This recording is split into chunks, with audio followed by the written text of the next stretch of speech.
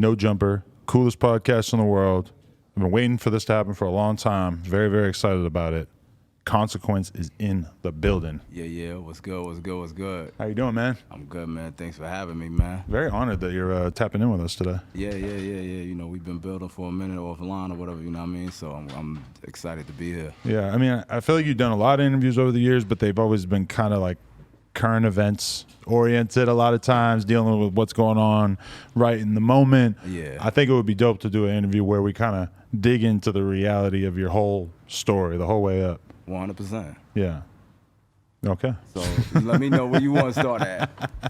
No, you know what I was thinking the other day? I'm like, when you do an interview, you want to do it for the person's kids. And not when they're kids, but when they're like 30. So when they look back at it. So they could really like I think that's the best thing you could ask for from a podcast is like a document of who you were as a man for the future. Right. I think I like that outlook because it's like you said, if they were to look at it, and a lot of things that I've done, it's ironic that you said that because a lot of things that I've done, especially visually oriented, to say to speak, like say an interview or say being on TV, I've always tried to keep my son in mind, like what is he gonna be looking back at? You know what I mean? So I definitely like that approach. So I mean, for me, you know, I started out as an MC very young. I was 16 when I did my first anything, which was working with a Tribe Called Quest on the B-side of the award tour single from Midnight Marauders. Okay, so can we talk about how you met Tribe and how that even became a thing? Because like even from my perspective, back in like 2008 or whenever I first heard you, one of the things I heard you say was, "Oh, she said I heard you in an old Busta Rhymes video the other night," and even right then that like immediately just clicked in my brain. I go home right after that. I'm on Wikipedia trying to piece the whole story together because I didn't necessarily know, and that just like even from then I was like, oh fuck. So this has been a long road that led him here, and here we are, like 15 years later. So that's the unique thing about hip hop is that how it works is it works for you when you engage. So with for instance with that reference, that's from the Spaceship verse, right? So you tapped in to when I was coming up with Ye and we were breaking through with Kanye, which eventually became Good Music. Right. You know what I mean? But that wasn't the start of my career. 100%, that was the resurgence or resurfacing of Consequence. Right. So and I used to listen to Tribe as a kid too, but I just hadn't put the pieces together. Right. So,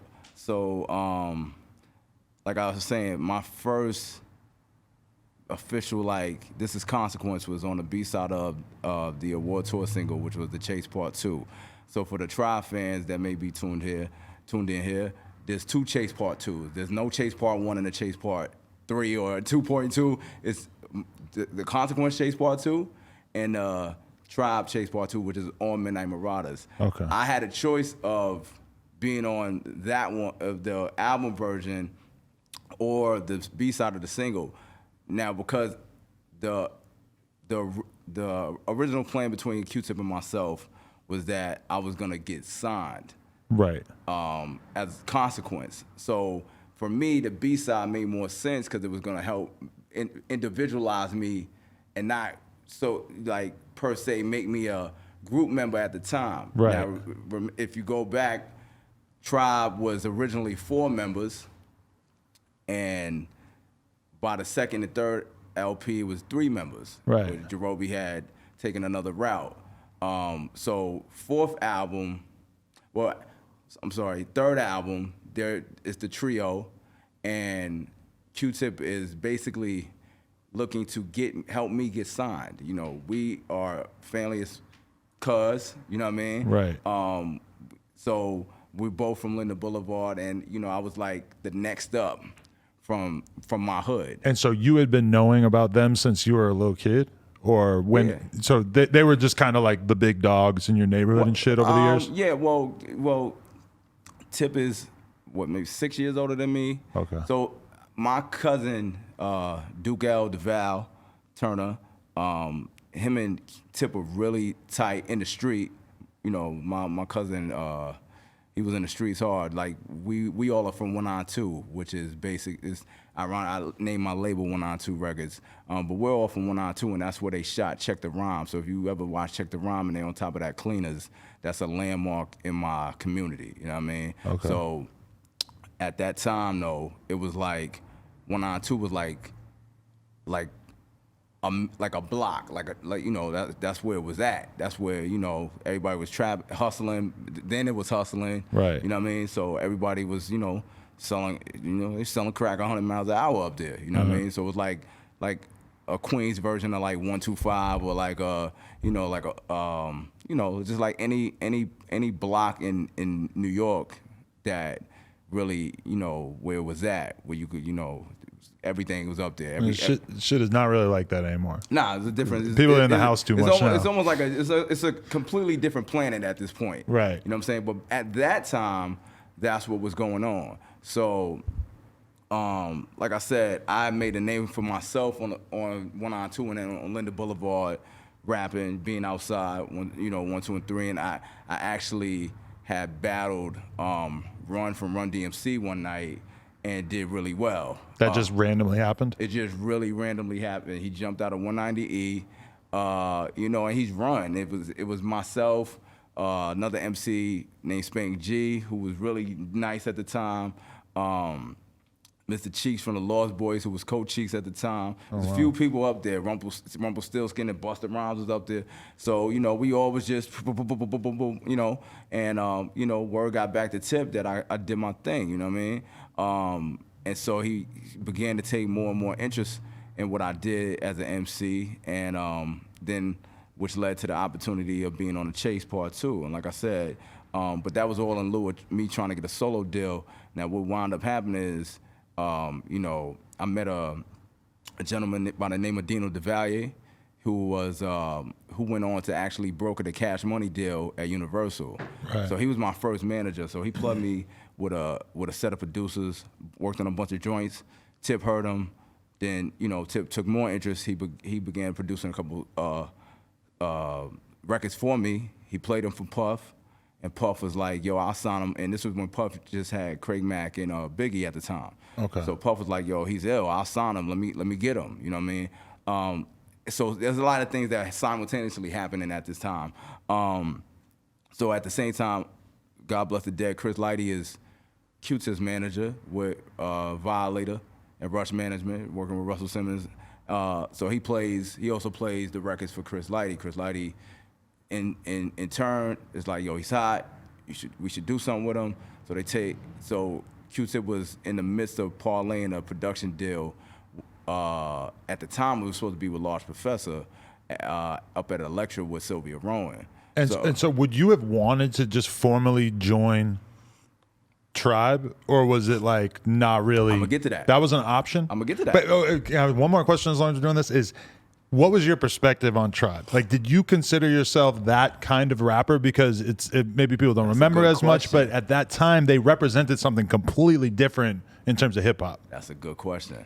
Now, at the time, I was part of a crew called the HGs. We was called the High Guys. It's funny you pulled out the bag of Right. Well, I'm just curious because right. they were something so different. Yeah. I remember it blowing me away as a kid. Yeah, it was, but it was still indicative of some of the things that we did in Queens. A lot of it, you know what I'm saying? Now, when they first started, obviously they went through transitions. They went through, you know, where you might have seen all of them wearing, you know, as when they was part of the Native Tongues, the Black Medallions, the Kente Cloth, et cetera, et cetera, et cetera. By album 2, they started leaning more towards what was going on with us. Right. So it wasn't, by the time they got to Midnight Marauders, you know, they moved a little bit away from what the Native Tongue stigma was and started really moving more in a Queens direction. You know what I mean?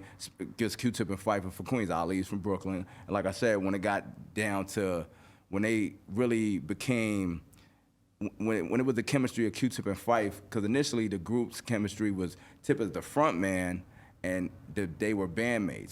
So when you see them nominated into the Rock and Roll, nominated this year for the Rock and Roll Hall of Fame, you see all 4 of them, right? but the apex of the group is Q-Tip and Phife developing that Queens chemistry, in my opinion. That's where you get Check the Rhyme. That's where you get, Steve Biko, Linda Boulevard, represent, A Tribe Called Quest, represent. So when they're drawing from that well of inspiration, that's where I begin to fit in. So like I said, once Q-Tip is starting to produce me, there's more of that in his music. He does the Get Down remix. He shouts me out. That's the Craig Mack remix for Get Down, which is kind of the bridge of the whole Puff thing. He's working with Craig Mack because Puff asked him to do the remix. And, simultaneously plays him this record we had at the time called Living It Up. And so, like I said, Puff was very interested because he was Q-Tip was hot at the time. He was on fire. So what wound up happening was Q-Tip actually did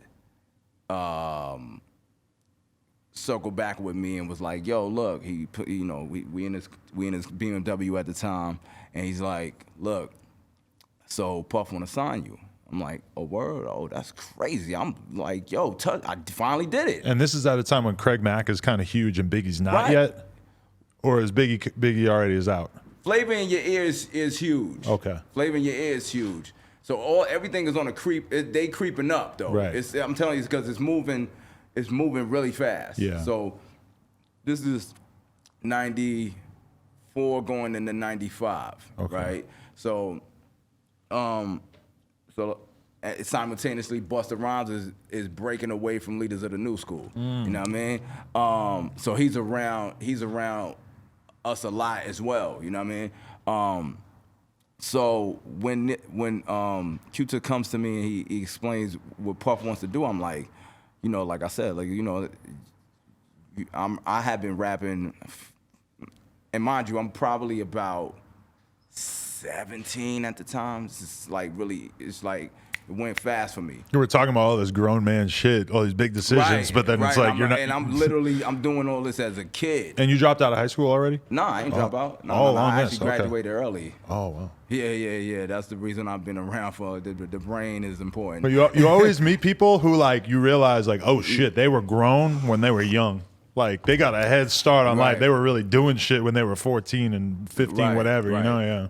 So he comes to me, he tells me yo, so Puff want to sign you, but he's like, yo, I want to do something different. What I want to do is I want to make you a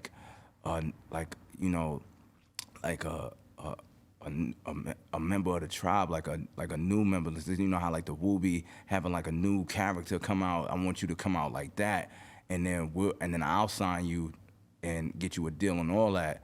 I'm like, man, I can't sign up. We can't do both. Right. He's like, nah, he's trying to get the bag. You know what I mean? So I'm like, all right, bet. So how it was pitched to me always was that I was going to be a member of Tribe. Right. You know what I'm saying? Now, obviously, we discovered later via the Beach Rounds of Life documentary that there was discrepancies in the group, which I didn't even know about. You know what I'm saying? I had no idea. I'm still kind of from the outside looking in because I'm in the street. They're on tour. They're platinum twice. So the perception is that everything is gravy. You know what I'm saying? Why would anything be wrong? But they were having a lot of internal turmoil at the time too. So I think another thing that became a thing was that just me and Tip was really vibing really hard. We were knocking records out, we were moving around. Obviously, if you got somebody that you working with and one of your colleagues come to you and stamp it, then it moves you in that direction just naturally. You know what I mean? Yo, this might be the way to go now because the sun is hot. You know what I'm saying? And he had his finger on the pulse of what was gonna work in Queens. He had done a good bulk of the work on the Mobb Deep second album, right? He did One Love for Nas. He co-signed Nas with Large and Primo and Pete for the Illmatic. So he pretty much had the touch. I remember being a kid and realizing that Q-Tip worked on that Mobb Deep album and being like, what? Like, right. How is this possible? Like, they're different types of rappers. They overlap. Right, but more indicative of what I just said. Like I said, when he was the mastermind. I always give Tip this credit. He's had the foresight to see the transitions and what was going on at that time. Like, right. He knew, a lot of people don't even know, like, Q-Tip wrote Groove is in the Heart. You know what I'm saying? For Delight. You know what I mean? So he knew when it was a lane, and he knew when to transition into the next lane. So he saw something in Mobb, and he was able to help, obviously nurture them into making a classic album. Like, there's no doubt about it that the second Survival of the Fittest album, the infamous album with Survival of the Fittest and Shook Ones is a classic. What kind of stuff would Q-Tip and all these other guys who are around at the time who are really hyped on you as a rapper, like, what kind of stuff would they say to you about why they fucked with you so hard? Like, because I could sit here and explain, like, why I think you're such a dope rapper, but I'm wondering, like, what they saw at that time when you were young. At that time, I think the number one thing with Tip was the fact that I had rhymes. Now, you gotta, if we fast forward into the future, right? Like, I'm a two-time BMI award winner for songwriting, right? I'm, in all humility, I'm one of the best ghostwriters, if not the best ghostwriter, in definitely the last decade. Just if you looked at the records, if you look at the obviously working with Kanye, obviously, have been able to write for my own child, have been able to have John Legend rap. Like, these are not, it's just a different gear. So I think what drew Q-Tip, what made him really, like, want to give me his attention was the fact that I just had mad raps. I had a lot of raps. I had bars I was not stopping, and I had a lot of things to say, and I had a perspective that was not trying to just cater to the industry, like, and it's just it's funny, like, even when Kanye did Drink Champs, right? He's like, and Khan's got this with him, you know what I'm saying? And really, that was the beginning of that, the beginning of him, of that frequency and rhythm started with Tribe, So when I was coming around, it was just like, I just had an energy about me. And it wasn't even nothing I wasn't even really trying to do at the time. It was just like, yo, it was just, it was New York. It was, we in a tunnel. We really was outside. When I think about what makes you great as a lyricist, though, it's like a big part of it is that you're able to be, like, conceptual storytelling. You can get a point across, or, like, paint a picture in a way that I think, like, very few rappers can. And you do it, you can be fucking hilarious on songs without being, like, in your face, like, punchline type shit. Right. You just, like, you have a way of being, like, extremely intelligent with your bars without necessarily being, like, doing something that's gonna, like, alienate people or make them not want to listen to. A lot of rappers are smart on the mic, but then it's not that listenable. Right. And so once again, that's this. So, you know what I'm saying? Because it's not just, I really know how to manipulate words. I've been doing this for a long time. You know what I mean? You felt like that since you were really a kid. Like, when you first started rapping, you feel like, I'm very talented at this. Nah. Actually, I worked very, very hard. I wasn't out the gate the best at what I did. There was a lot of rappers in my hood at the time. Some were signed to some of my friends. I don't know if you would know them, but some of my friends were signed to Jam Master Jay at one point, signed to Eddie F. So there was a lot of guys in front of me that were nice, but I was always driven.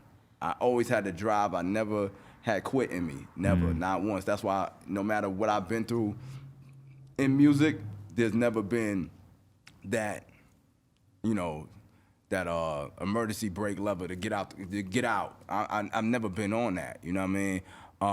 It was something that once I took to it, it became a part of my composite. For sure. Okay, so then Q-Tip sort of presents you with these two options. How do you proceed? So, ultimately, I trusted him, and my mom had to speak with him, and we were people, so we just had like a family meeting about it, and then it was just we started moving in that direction. So the direction led us to start working on Beach Rounds of Life. Like I said, as with that off on the table, then it became, me coming with him, we showing up. We started working on Beach Rounds of Life.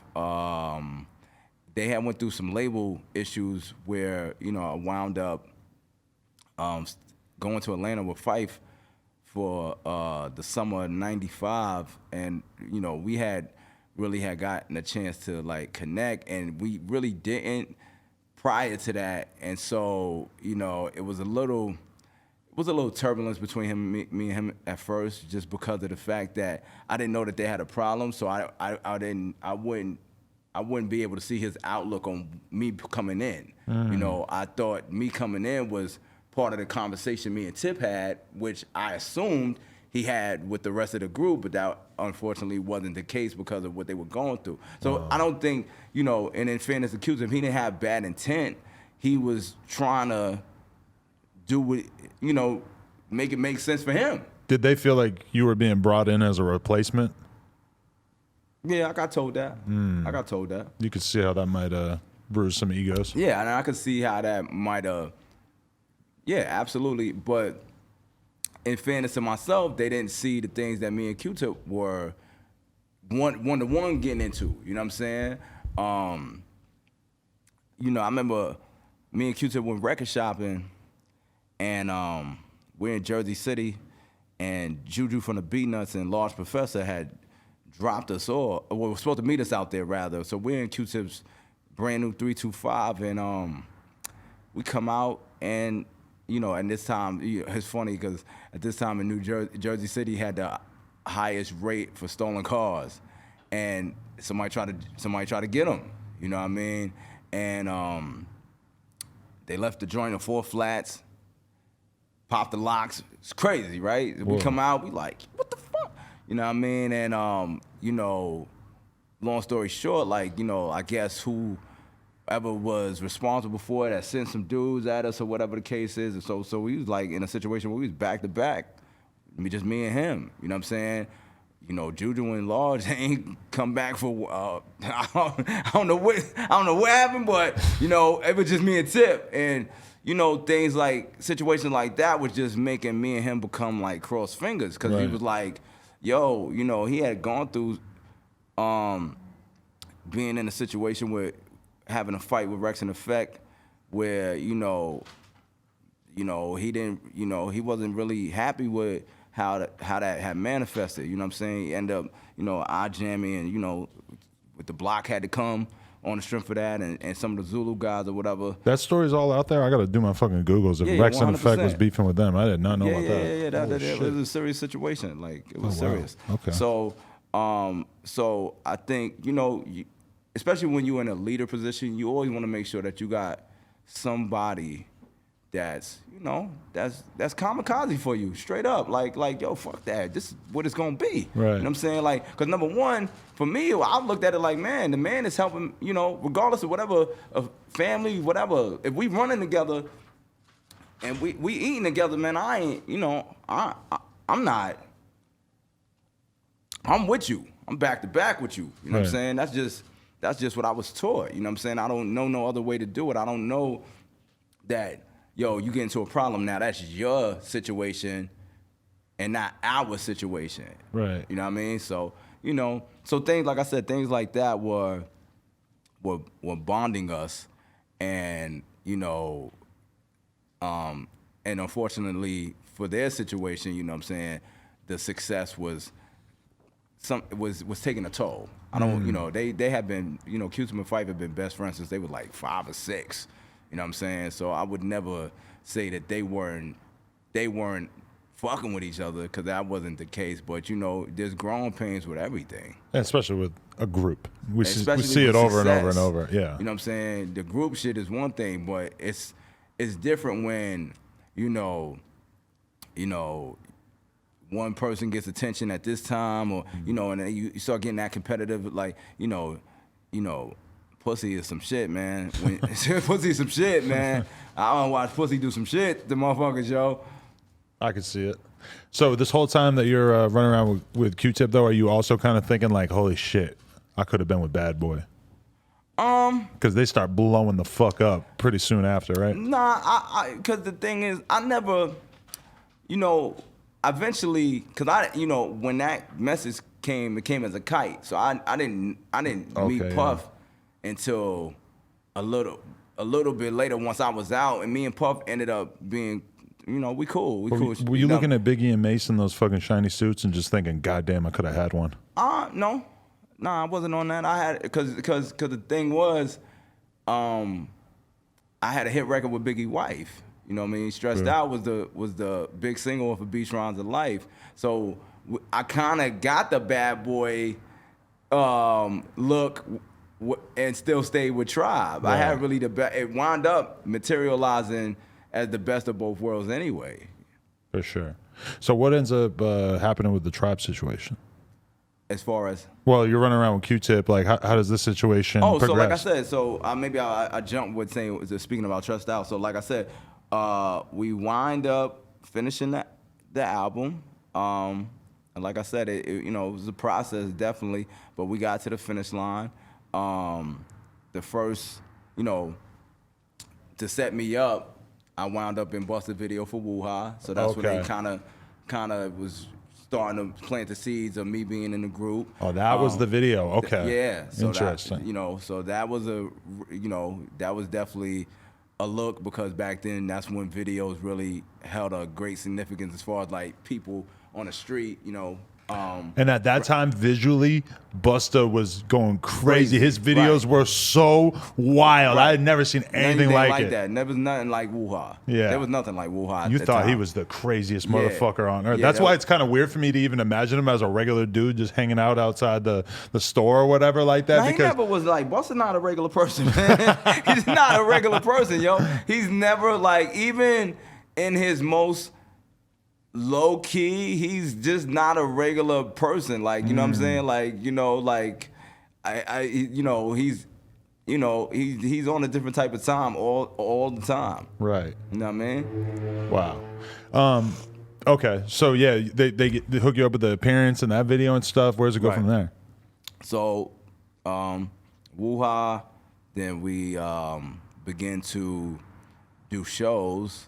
So we had done How Can I Be Down? We had done the Gavin. We had done like every convention that was moving. And we just, started the TV and radio run. And then by July, they shot the Once Again video. So I was in that. That was the first single that had Tammy Lucas on it. Obviously Jay Dilla was also a part of that time period as far as like joining Tribe. He was the other addition that was that made a significant difference from what Midnight Marauders was to Beach Rhymes of Life. And like I said, so then, July 96, the album comes out. Number one, and it was up from there. Right. Can I ask you a question? At that time, did it feel like obviously in retrospect, we can look at Tribe and it just feels like, oh my God, they're so legendary. At that time, did it feel like you were basically a part of one of the biggest groups in the world, or did it feel like you guys were on the come up? No. They was already stars. It was huge. Yeah, it was huge. It was huge. And I walked into some shit. Right. That's a fact. I walked into some shit. you know, even if I think about it, like as my own manager, I probably did one of the best deals of all time. It may not be celebrated, but who the fuck could actually do that? Like actually get themselves positioned to join a group that's already two classics at that time when albums meant something. Like they were arguably the only reason it's an argument is depending on what your taste is, but at that time, definitely for the most of Backpacker, they was the #1 shit, hands down. You know what I'm saying? They had survived like I said, the Native Tongue run transition. Tip was in Poetic Justice with Janet Jackson and Tupac. Yeah, it was Major League Ball. It was for sure. Okay, yeah, I just wanted to make sure because sometimes I feel like there's legendary groups and I talk to them or legendary rappers, and when I talk to them, I realize that they didn't consider themselves as legendary at that time because they were looking at other groups being like, well, we're not as big as them. So, you know, like that perspective. You know, I mean, it definitely was mindful of what was going on. Yeah. You know what I'm saying? Like you said, like we definitely saw that, you know, I mean, put it to you like this, like the Fugees blew up off a Tribe beat. Killing Me Softly is Benita Applebum. You know, so that's how much was going on at the time. Killing Me Softly is the drums are Benita Applebum. Right. And even got the thurn, that's Benita Applebum. It's God rest his soul. Chris Lighty was like, man, if Stressed Out would have came out before once again, then he don't think that Killing Me Softly would have had such quite the impact because everybody wanted some more Tribe. Like Tribe was that big at the time. Like honestly, like you know, now you cannot, like Lauren's performance on Killing Me Softly is lightning in a bottle. You probably won't ever get that again because it's the equivalent of like Mary J. Blige singing over Key Riding to the Top. She still to this day does the Love Without a Limit and does the dance and everything. It's a vibe. It's a one-time vibe. Right. You know what I'm saying? And Lauren over the Benita joint was a one-time vibe. You know, like, yeah, we definitely you know, everybody loved the vocab. Everybody loved Ready or Not, but that her singing that Roberta Flack over Benita Applebum was indicative of what was the groundswell in New York, which was the blends. So wait, you think that Killing Me Softly, when you think about it, it's less the song and it's more her performance, like her actual performance of how hard she came delivering it? I think the thing is this. The thing that always made Lauren a star was her. Lauren is obviously she's definitely top 3, top 5, absolutely top 10 female rappers of all time, right? But with Lawrence, the money ball from Lauren is singing. Like Lauren singing has a frequency that is unparalleled because of the fact that it's so great, but yet still so grounded that you feel like you could do it with her. You know what I mean? And so when she did Killing Me Softly, she redid Roberta Flack. She made it so that everybody could sing Roberta Flack. So her doing that, she tapped into a frequency that nobody had done at that time, but maybe Mary J. Blige, like I said, because of the blend aspect. Right. But really, that's why the Fugees are the Fugees. Right. Wow. You got a deep perspective on that. You're gonna have me listening to fucking Lauryn Hill on the way home after this, just to rehear it from that perspective. Right. For sure. So we're still like kind of early in all this. We're still in like '96. Yeah, we haven't even got to the documentary yet. Okay. So like how do things proceed? And are you just like thinking like, okay, my album's gonna come out at some point this whole time, or are you focused on your solo album? Or so at the time, so Stressed Out video comes out. Stressed Out gets to the point where it has 12,000 spins a week at radio, which you know, I guess maybe that's the equivalent to what stream-wise, maybe like 20 million streams, that's 40 million streams. It's like extremely successful. Okay. Right? It's like, I turn on the radio every 4 songs on Hot 97. It was me. I was hearing my own voice. I was like bugging. Wow. But, you know, I was forward thinking as well. And I knew like it was, I wanted to capitalize on that. And so Tribe, the Fugees, and Busta were routed for a tour. So I was supposed to go. I opted to stay for the summer leg of it because I wanted to work on my album. So, and they to be honest, they didn't have a check for me. They was gonna give me per diem and give J Dilla per diem, and both of us looked at each other like, yeah, you might as well just park up, you know what I'm saying, and cook, because I had a budget. So it didn't make sense for me to be on the road for free and I could start busting this money up. Right. You know what I'm saying? So I started busting the money up. So me and J Dilla stayed at Q-Tip crib, worked on a joint. So I have an album with J Dilla that never came out. Oh.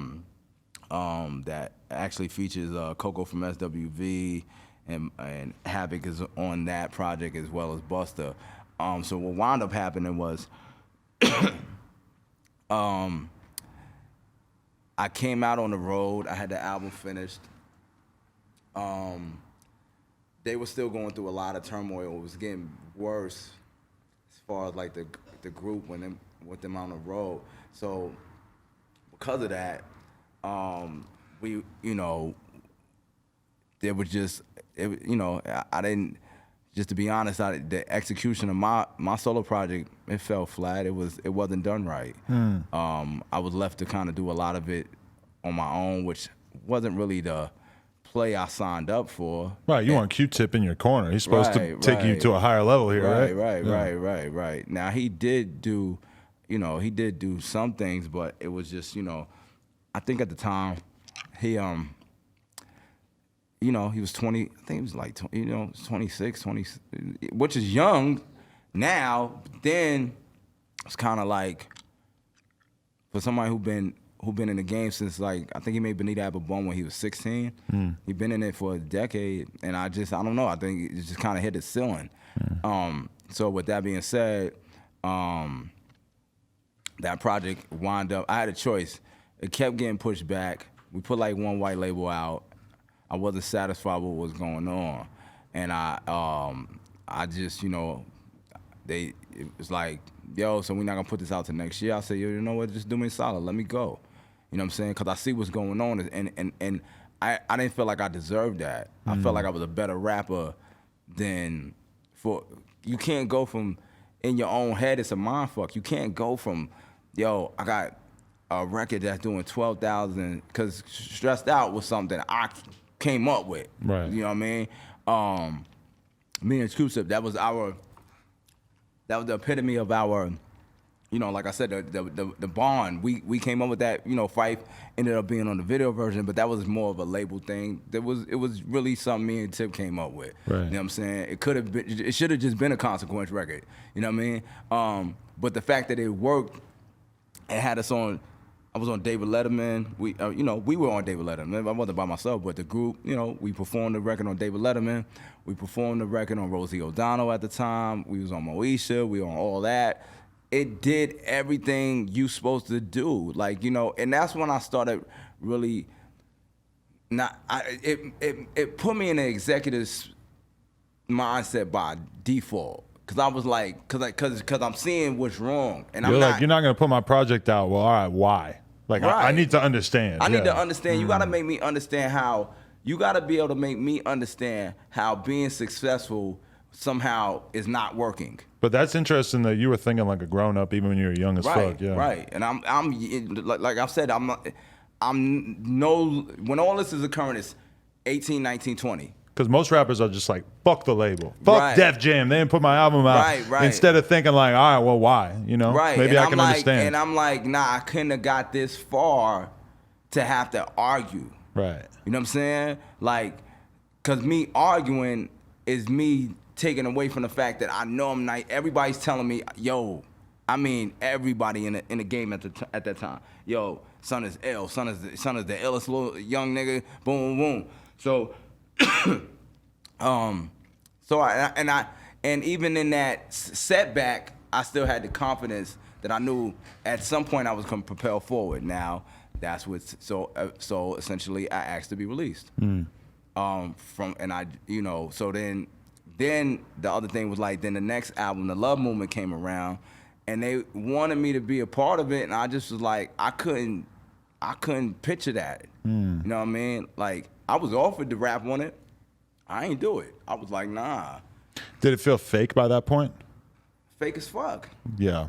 I mean, how could it not, though? You know what I'm saying? If you're me, how could it not? Now, if you're them, you probably feel like, well, you had the opportunity. So that's why I wasn't never no beef, because it never was like, I never, at that point, I didn't take the position of, I took the position of like I had the opportunity, and I kind of ran with the stereotype, like, man, you superseded all odds in the hood, right? So, so it was a tough pill to swallow, but nonetheless, I was like, yo, at the end of the day, I made money. I was, I caught the fame I was looking for.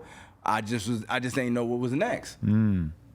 Damn. Yeah, I remember listening to that Love album as a kid and thinking there was a couple of really hard songs on it, but I remember thinking that it seemed like something was wrong with it. Right. Even as a little kid, I kind of picked up on the vibe. This shit is not quite what the other albums were. Right. You know what I'm saying? And then, after that record, they disbanded. Right. You know what I mean? So I was privy to the information. So basically, I was just like, let me get out while I still can. You know what I mean? And it was no offense to anybody, but it's just like, that you can't do that kind of business. And even I knew that at that young age, like that you can't do that kind of business with nobody and expect them to sit by idly and kind of just and burn out. I wasn't trying to be a burnout. Never. Definitely. So what do you do at that point? So I went back to the streets. You know what I mean? I went back, just basically psychologically, I'm saying, I went back to being in Queens, and that was tough because it was like, yo, what happened? And you got to explain and try to save face, and so I just got back with what got me there in the first place. And so eventually I got another situation at Relativity, but that I did it with some guys that I kind of wasn't really comfortable with, so it wasn't long standing. And and me and Q-Tip had actually reconnected a little at that time, so I was in the Vibrant Thing video doing a cameo. So I kind of was like on some hang in there shit for a minute. I did another situation. I had a group, got some paper from Raucous, but then 9/11 happened, and everything got shut down. You know what I'm saying? What was the project with Raucous? It was a group called Guilty. It was me and a friend of mine named Menace from Queens. Wow. So we had got like a EP deal basically. You know what I mean? And it did come out. It didn't come out. It didn't come out. Because I was thinking, like, I feel like I listened to everybody who was on Raucous at that time. We was on a Lyricist Lounge 2 joint and a joint called a Cypher. So it's it's everything I say is a buck. You know what I mean? It's documented. You know what I mean? So damn, 9/11 fucked all that shit. So 9/11, unfortunately that shit went belly. And then the turn of 2002 is when I met Kanye. Okay, how'd you meet him? So by that time I definitely had gone through the rigors of like deal, no deal, right? So I'm fucked up. And is that weighing on you psychologically? Because absolutely, I'm telling you, I'm fucked up. I'm fucked up to the point where I'm like, bread fucked up. Had started working a gig. You know what I'm saying? And I was real disenchanted with dealing with people. But it was a little torturous because the rhymes kept coming to me. And I was really trying to honestly get away from it. I was trying to get to the point where it was where I could have what would you say, a regular life, because it was a little torturous to be thinking of things that I felt like were really good and didn't really have an outlet anymore, like the experiences of the business plateaus crumbling, put me in a space where, you know, it's like, it's credit. It's like record deals are like having credit, you know what I'm saying? So it's like, how you can't max out 5 cards and expect to have a $100,000 credit card limit. It's just not gonna happen like that. Your score, your credit, everything when you punch your name up doesn't look business it's not attractive business. So you're thinking that the labels and shit are looking at you like maybe you're the problem? Absolutely, absolutely. Even though you really weren't, it was just you ended up in a bunch of weird circumstances, right? Right. And I never was the key person. Right. It was always a situation where this person parlayed it, you know, but didn't get it to the finish line. Right. You know, so which eventually makes me a better executive in the long run. You know what I'm saying? Which actually worked to my benefit because a lot of these people, for whatever reason or another, they're not even in the game no more. You know what I'm saying? Because everything that was happening to me, I was taking careful note of, though. You know, like, yo, if this would have went this way, you'd have been good. So let's get to that point, right? So that's me thinking on a positive note, but then on a reality note where it's like, rent a basement apartment, I ain't got a car, I'm on a public transportation. It's just like, it's handcuffing me.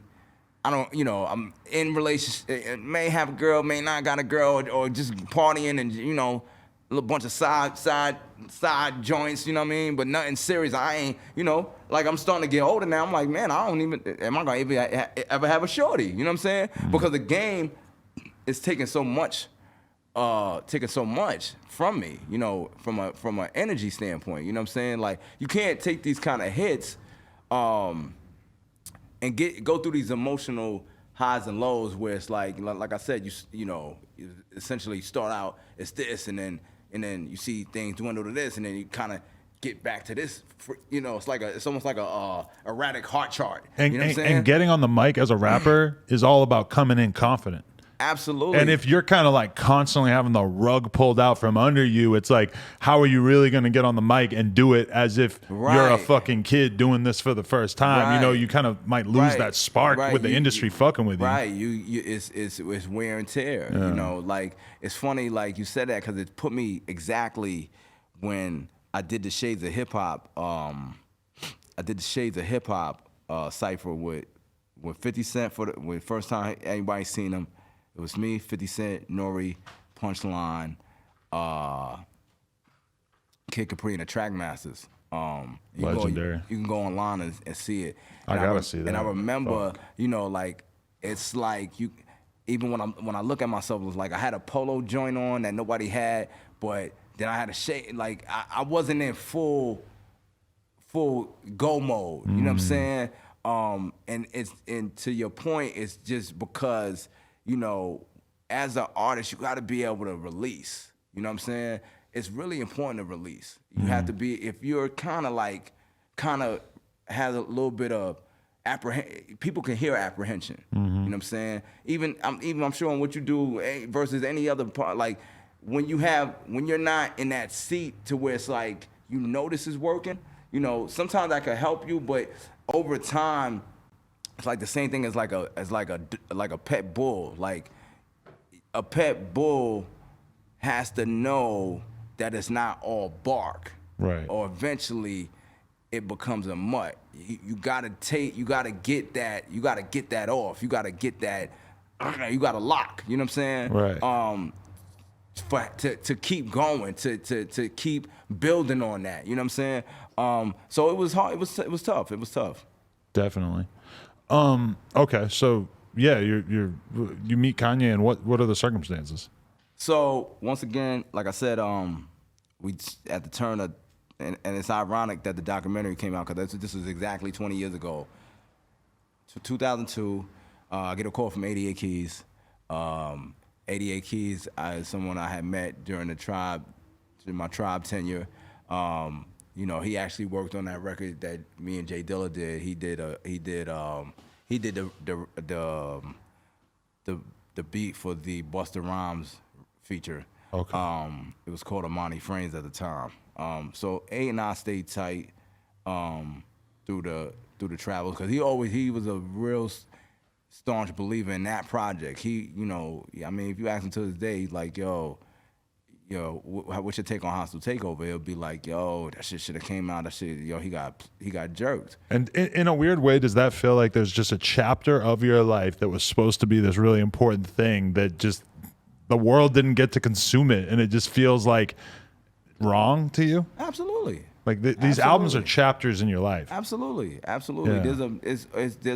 There's a missing component that I had to always play catch up with the world, and I do think it made me it's like a kid. It's like that child.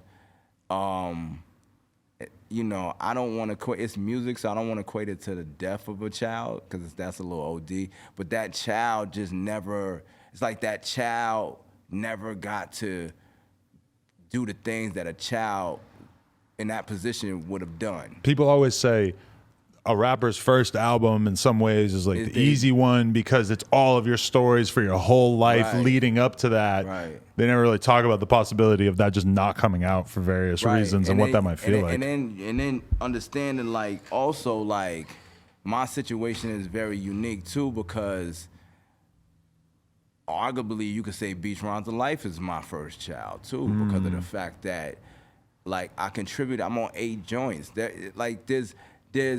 It's so crazy because if you really thought about it, now I understand from a person's perspective who didn't know who Consequence was, right? How it could rub somebody the wrong way because if you got lyrics to go and then it was. And you love that, then you would just wanted more of that. Just naturally as a consumer. Like Nas made a lot of good music after Illmatic, but imagine what it would feel like if people never got to feel that first blueprint of who he was as a person. You know, right. And even if the album had come out and say the label doesn't really get behind it and it doesn't really perform that well, at least you could still point to people and say, look at this amazing album I made back in the day that didn't really perform like it was supposed to or whatever. That would still be something. But you would have still been able to see the progression, my track. Yeah. You know what I'm saying? And so, there's that unapologetic gap that will always linger. You know what I'm saying? It will always linger no matter, and it will always, and with it lingering, always will affect people's outlook no matter listen, that same guy is one of the only guys who actually has records with Jay-Z and Biggie's wives. Wow. Stressed Out and Party. That's crazy. And they both were #1 at radio. And my name is No Cap Cons. Go ahead and do whatever search bubble you gotta do, fam. Google it. Right. Wow. And so, yeah, I mean, like throughout all that time, I'm sure that at least it entered your head, like maybe I'm done before you meet Kanye. Like, are you thinking, like, are you kind of starting to count yourself out? Well, yeah. Well, look, the phone rang, right? So, but even when the phone rang, I was just like, yo, I was like, to the point where it's like, yo, please just leave me alone, man. Right. I don't want to do this again. Like, you know what I'm saying? But, one thing it was 88's character that 88's character was not the character of other people that I dealt with, and he was a key vessel, like conduit in me and Kanye's relationship because of the fact that if it was somebody else that would have called me about Ye, I would have been like, yo, son, I'm straight, I'm good, bro. But 8, I knew.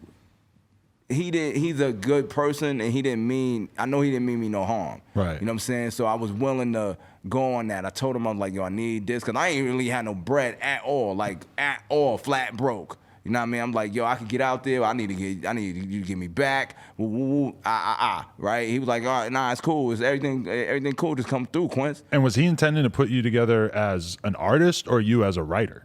No. So the thing was, So Kanye, and this is also like 5 years before Kanye even gets noticed. Basically, in 2002, you said it's 2002. So no, it was pretty soon after that. Watch. Okay. So here's the thing. So Kanye had just done the Blueprint. 9/11, the Blueprint came out, right? Yeah. So this is how fate has. This is God's plan. Right. My world crashes. Right. He's on an uprise. Right. Wow. But he's on a rise as a producer, and his ambition is to rap. Right. Right. So he's been rapping, but when I say that, I'm saying from notoriety standpoint, from recognition, he's recognized as a producer. We saw it in the documentary. Right, he was very acknowledged as a producer, for a long time before the rapper. So even when you look at the documentary, people ask me what's my take, and I said the story, the untold story in the documentary, which you kind of get it, but you don't get it. Like the first time you see me in the documentary, I'm sitting there, right? Right. He's doing All Falls Down. This is the third time I've been around him. I never knew none of them people prior to that. Okay. You know what I mean? So I come out for the 88 key session. So 88 was getting a good amount of work at that time too. You know what I'm saying? So him and Ye was vibing on the producer bop. You know what I mean? So 88 had did a beat for Kanye. Ye had laid a verse, and they was thinking about who should be featured on it. So 88 was like, yo, you know who would sound ill on this? My man Consequence. And Kanye was like, yo, you know Consequence? Because he, from his perspective, only thing he knew was that I was on Beats Around the Life. It's just the same thing as me joining Tribe. Right. I don't know that there's a this or that going on. I just know I heard, I've been watching what everybody else is watching. And y'all popping. So for Ye, it was like, yo, that's dude from Stressed Out. Yo, what's up with him? He doesn't put together like there's this album didn't come out. He doesn't know all that. He's just geeked. He's a fan. I just heard Beats Around the Life, but yo, I fuck with Consequence. Right. So yeah. Because Kanye is 100% that guy that loves the dude on the album that didn't get the shine that he deserved, that saw the potential. Right. So exactly. So we meet, we do the joint. So he offers me a feature fee right after I do it. I knocked the joint right out, you know what I'm saying? Because I was like, yo, I ain't coming back out here, and, I need some money, you know what I mean? So then we have a conversation, and then I skipped something. So prior to doing the feature and everything, I actually arrive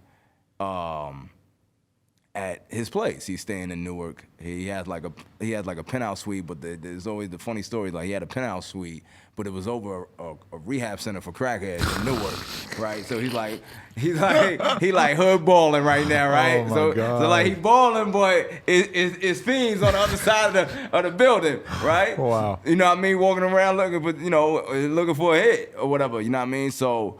And it's like maybe like a 5-minute walk from Penn Station in Newark. Right. So it's, he balling in some dangerous shit. Yeah. Right. So like I said, I get there and I ring the bell. Go to the front desk. Like, yo, you call him up, buzz me up, get the door. Like, what's going on? How you? Yeah, ain't nothing. Yo, I'm Cons. He's like, yeah, good to meet you, man. I'm Ye. He's like, yo, I just want to tell you before you walk in my house, man, I'm the next Michael Jackson. Right. I remember the I was story. like, oh, word, okay. So how you figure you gonna do that? Yeah. You know what I'm saying? And I think he said it obviously to see where I was at. And then my question to him was like, how you gonna do that? Because if you end up being Michael Jackson, I need a bag. So we began to chop it up. Like I said, we did a feature, and then he offered me a fee.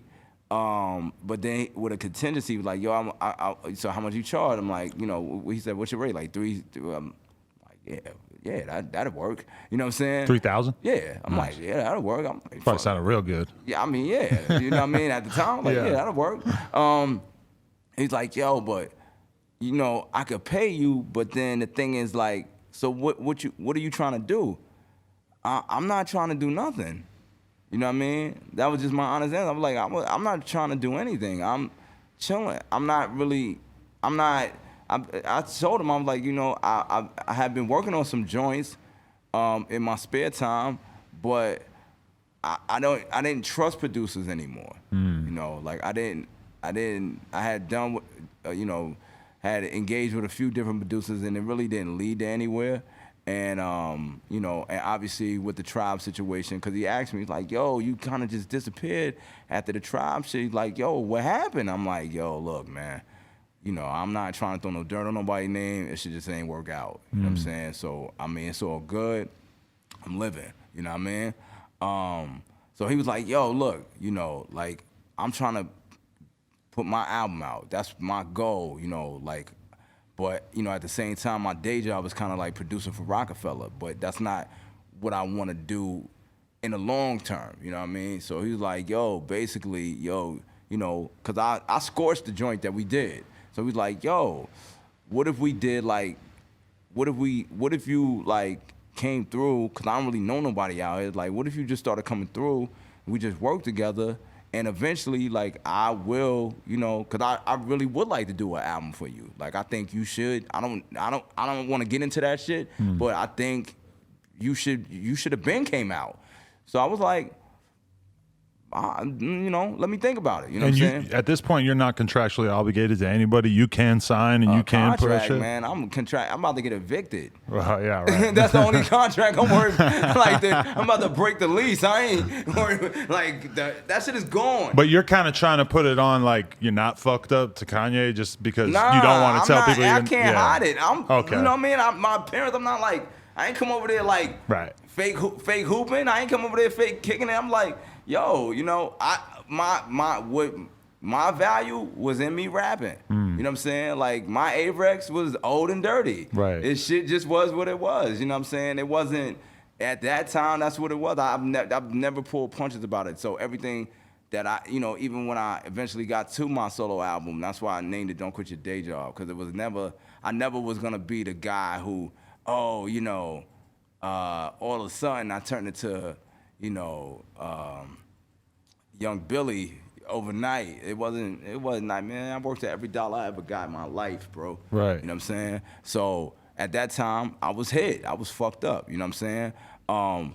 Basically, that's why even when you see in the documentary, when in that first scene at the apartment, I try to slide past Ye, yo, bro, I ain't even dressed for no shit like this. I ain't even got no cut or nothing. You know what I'm saying? I came through on the agreement that we have eventually made about about doing the records. So for me and Kanye, it was always business. You know what I'm saying? We grew into a friendship and a brotherhood, but it was always contingent on that situation. I didn't even take the money. That's me not taking the 3K fed me for the rest of my life. Bars. Right there. So then, okay, you just go, you start hanging out, you kind of enter this Kanye universe, and you guys start just posting in the studio as much as possible? So we start merging universes, you know what I'm saying, so to speak. Because he doesn't have a solidified universe yet. He's the new dude in town. Especially not in New York. Yeah. Remember, he's in Newark, you know what I'm saying? So we begin to inadvertently compliment each other slowly, you know what I'm saying? Remember, he's still ahead of me in paper, right. You know what I mean? So it's it's yo, he's treating me the food when I come over, and boom, boom, boom. Right. But then, And let's not forget that he might be unhappy with his position as a producer for Rockefeller, but for anyone else in the rap game, this is an incredible situation to be in. He says in the documentary, I went from getting such and such, I'm getting 40, 50 a track, right? It's $40,000, $50,000. It's like moving cocaine. Yeah. You know what I'm saying? Literally selling bricks. And he's so good at it. He can pump tracks out all fucking day. Literally, and mind you, he was doing it by himself. So when I started coming around with ideas, and everything got cranked. You know what I'm saying? Because at the end of the day, now it was yo, all I needed was a bowl of dog food. Right. That I could trust it was gonna be there. You know what I'm saying? Dead ass. Yeah. You know what I'm saying? So then it starts becoming,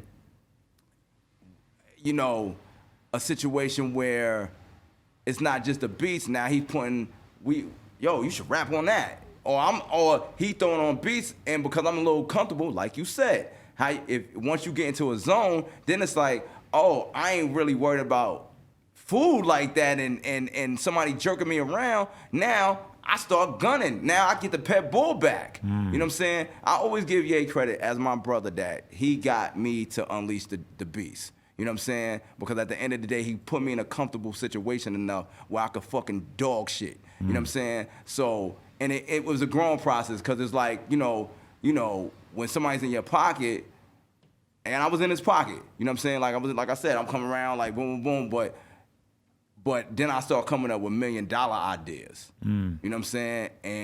And he was in a position to flip. And he was in a position to flip first. And that's kind of that's kind of the history. You know what I mean? Not kind of, that is the history. Right.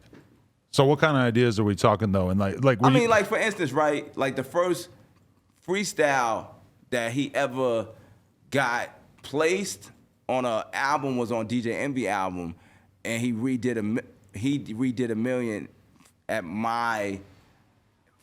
from my, you know, basically it was my idea for him to do that. I said, what you should do is reflip $1 million. Let's rewrite the shit. Boom, boom, boom. Wow, I remember this. So we did that shit. Yeah. It was on my mixtape. That's why it's on my mixtape, because I cut it up with him. You know what I'm saying? And Envy heard it. Envy was like, yo, I'm put this shit on my shit. That was the first time he got really taken serious as an MC, and not just as an MC, but even outside of the backpack realm, because, you know, the initial circle of rappers in New York was Kweli and Most, because he was giving them beats on a cut. Right. You know, he's showing the love, and it's a barter. Yeah. You know what I'm saying? So the Envy situation was more like, oh, you hot. Oh, I ain't know you, you know what I mean? And we began to build from there, and then it just... Yeah, I mean, it's hard for people probably to understand these days, and I only understand as a fan, but to be producer for Rockefeller and to be in the studio with Beanie Siegel and Memphis Bleak and all these dudes, Dipset, etc., and then also be an artist who's rapping with Mos Def and Talib Kweli. I mean, those are like the two polar opposite sides of the rap world at that moment. Right. I said this on, and I'll say it again. You know, going up to when we was going up to the Rockefeller office in the Def Jam building, and nigga, that shit was like going to parole. That was like going to parole building, bro. Right. It was like 30 Philly niggas driving up, coming to get their money. Look at, you know what I mean? Obviously, it's 100 Harlem niggas, because they all from uptown, that shit up the block. They coming to the office, you know what I mean? You know, Brooklyn 2 times deep, because it's actually a Brooklyn nigga shit. Right. You know what I'm saying? So, you know, and, you know, so like I'm saying, like, he definitely at that time, you know, some of the Chicago guys started flying in slowly, and a lot of it was me and him, you know what I'm saying? And, you know, if he asked me to, you know, make sure we were straight, I made sure we were straight. Always. I mean, I did, and I ended up, you know, in and out for like 20 years. It was never, you know, we always got in, got out. Was he always open to the idea of people writing for him? Was that something he never really shied away from? And did that strike you as odd? To be honest, I mean, you know, this is a tricky question to answer on camera. Right, because there is a code that was. It's like. I mean, that's my man, and I'm, you know, right. But I'm gonna just say this: like, at the end of the day, I always took it, as far as me and him was concerned. You know, I took a lot of that as a compliment when it came to me and him. You know, because I would come with shit, and he would just be like, "Yo, that shit, you know, you know, once I really got in that zone, it was like, yo, you fucking rap your ass off. You know what I'm saying? And so it really kind of put me back in that pocket where I first was, you know, dealing with the tribe, like I said, where, like, I'm going around LL, and Tip is like, yo, rap for L, and I'm, yo, the fuck? You know what I'm saying? So it was back to that with the fuck shit, you know what I'm saying? So, you know, well, yeah, you know, we figured it out. You know what I mean? We figured it out. You know, and obviously, you know, he's competitive. And Kanye is really about making the best record possible. So we virtually got to a comfort level where it was just like, if it was something if it's something, you know, he needed me to help with, we just jumped that off. It strikes me when I was watching that documentary that there was just a level of attention put into each and every bar in a lot of those songs that he was like rapping for people for years before they ever came out. Right. I'm sure that those songs went through like countless revisions and, you know, just changing bars bit by bit to make them like some of the most iconic songs of all time. And in this day and age where a lot of songs are people just sort of punching in, saying a bunch of shit that's off the top of their head, sometimes those songs become classics, of course, but it's just, do you ever feel like something has kind of been lost in a lot of people's recording process where they're just so off the top of their head and that there's just not this like relentless refinement period that you probably experienced a lot more back in the day? To a degree, yes, but I think that is more of a broad scope of the industry at large. I think when it comes to what we've done, we've always maintained that as a root. You feel me? Mm-hmm. So yeah, there's some records that you catch. You know what I'm saying? Like, for instance, I know for a fact, like, he caught the verse from Heard Him Say off the head. You know what I mean? I did the Grammy Family in 10 minutes. I rapped it out in 10 minutes. Really? You know what I mean? Yeah, some of them. Music is an energy, it's a frequency, and it's a vibe, but it's also a construction. You know what I mean? So what you're speaking of is more of the construction, and we've been in that spot for a while as well. You know, where we're literally constructing records into intellectual duplexes. You know what I mean? Like, if you think about Hurricane, there's remnants of Hurricane on the internet when it was the bare bones of do do do do, and where it got built into a high rise that now resides with Weeknd and Lil Baby. You know what I'm saying? Yeah. And when I say that, like, oh, people these days tend to just like blurt out the track. I mean, Kanye and good music shit is obviously kind of on the other end of the spectrum where when you hear some of these songs on the leaked versions, it's like completely different verses that end up on other songs. It's like the craziest shit you ever heard in terms of like how many revisions they go through. Whereas a shitload of the rappers I know, when they make a song, they just go in the booth for 10 minutes and say all this shit off the top of their head, and then that's the song, and there's no editing ever. Right, 100%. So you know, but I've been in this space. Now, no, don't get me wrong. I've worked with a lot of, you know, I had Kendrick Lamar on my mixtape. I was like one of the first people from the East Coast to work with Kendrick. You know what I mean? Back on Movies on Demand too. I worked with a good portion of the game. You know what I mean? One way or the other. So, you know, there's always a this way, that way, your way, my way, etc. You know, I think ultimately, you know, I've always tried, you know, especially, you know, the good music era of success moving forward from that, just to try to make the best final product. That's the end all be all to the money, to the accolades. You know, is you have to take those extra steps, you know, in order to be effective at this point, I think. Have you ever gotten used to the idea of punching in, or are you still someone writing in your phone or on a piece of paper before you get in there? I don't have a notebook anymore. Really? It's all off the top of your head? The notebook stopped with Kanye. Oh, but you write shit in your phone? I do write. Okay. I do take notes. Like, but I don't recite rhymes that are written out in a book or even in my notepad. Like, I just literally run it out. You know what I mean? So I do have notes that I might get to like bar 10 and be like, now I want to finish strong, so let me go to my notes and see what may coincide with that, or go back to just catching it. You know what I'm saying? But yeah, by and large, you know, I definitely, I'm never like, unless I'm doing retakes just to like polish the record, polish the takes, then I'm never like, yo, and nah, I'm like, I'm in the space, you know what I mean? You know, I think that's the evolution. I mean, that was my evolution, definitely as a rapper, and just more as a musician, evolving into being one with the music. You know what I'm saying? Are you rapping in your head like when you're driving around or at the grocery store or whatever? Are you putting shit together in your head just like because that's kind of how your brain is wired at this point? If it was up to me, I'd rap every second of the day. Really? Like, one of my problems is that I'm disconnected from like regular conversation. Wow. You know, like, and it's a little bit probably a pain to deal with, but I'm just not engaged in the regular shit at this point.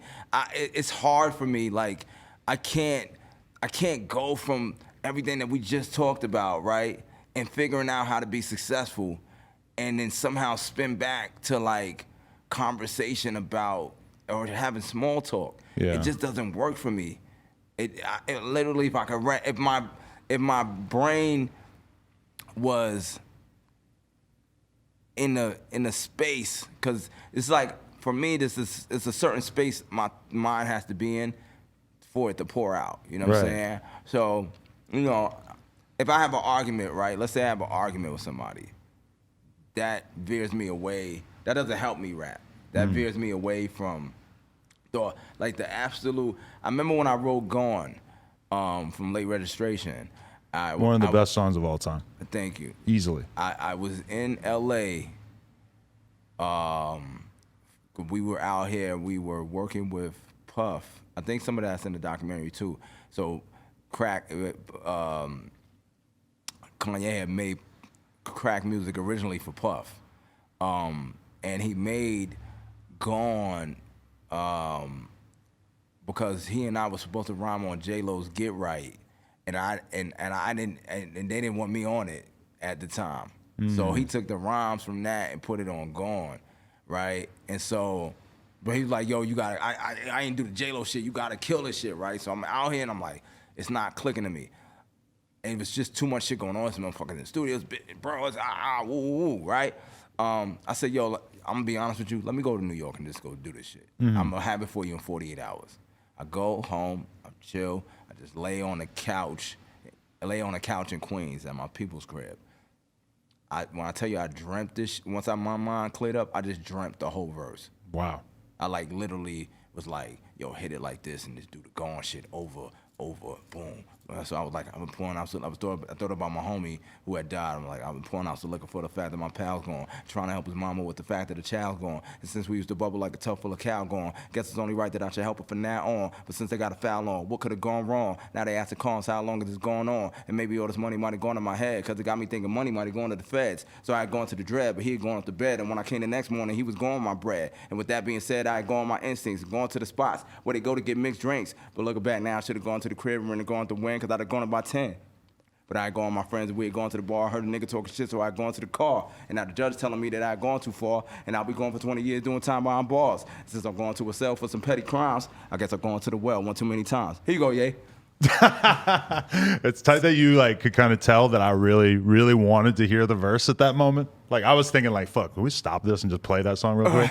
But wow, yeah, yeah, I don't know. There's something about that song that just fucking went crazy. Is it true, or was the story that like he did his verse, you and Cam did verses, and then he had to come in again and do another verse because he saw how hard y'all went? Yeah. But then the verse he did after that is insane as well. It is. I was like, dirty motherfucker. Like you didn't think that song could kind of like reach a higher pitch, but it just fucking keeps. Yeah, he went on that. Yeah, we get by like and usually go ahead and handle it. They gone. Yeah, that joint is crazy. Insane. That verse is crazy. Yeah, definitely shout out to Ye on that one. He killed that. God damn. Yeah, so, fuck. Where were we? Sequentially. We kind of got deterred there for a second. But, yeah, so your album ended up coming out what year? 2007. 2007. And there was... This year was the 15th anniversary for Day Job. Amazing. And what was it kind of like a battle to get that out, or was that kind of like a smooth process once battle, you man. I've been through so much shit, man. I remember that at the time. That shit, it was like so we had obviously the College Dropout came out. It was mega successful. We went on tour. How surprised were you when the College Dropout comes out, and like that's kind of like the realization of his dreams of like, oh, he's been telling everybody how great he is for all these years, and now all of a sudden you really can't deny it. Man, it was just like such a mega blessing, because it was a lot of work done to turn every no into a yes. One of the first things, ironically, this is why it was on my album. The Good, the Bad, and the Ugly was one of the first records that we got on the radio. DJ Enough did not get he didn't even get a mention in the documentary, which I thought was criminal. Like, because DJ Enough made Kanye a heavy hitter, 2003, and at that time he had Hot 97 in the Smash. You know what I'm saying? And so the first record, he was, like I said, he had Ye freestyling, and then we played him The Good, the Bad, and the Ugly. We was out one night, I forgot where we was at, but he was like, he like kicked The Good, the Bad, and the Ugly. He asked me to kick it for Enough. I kicked that shit, and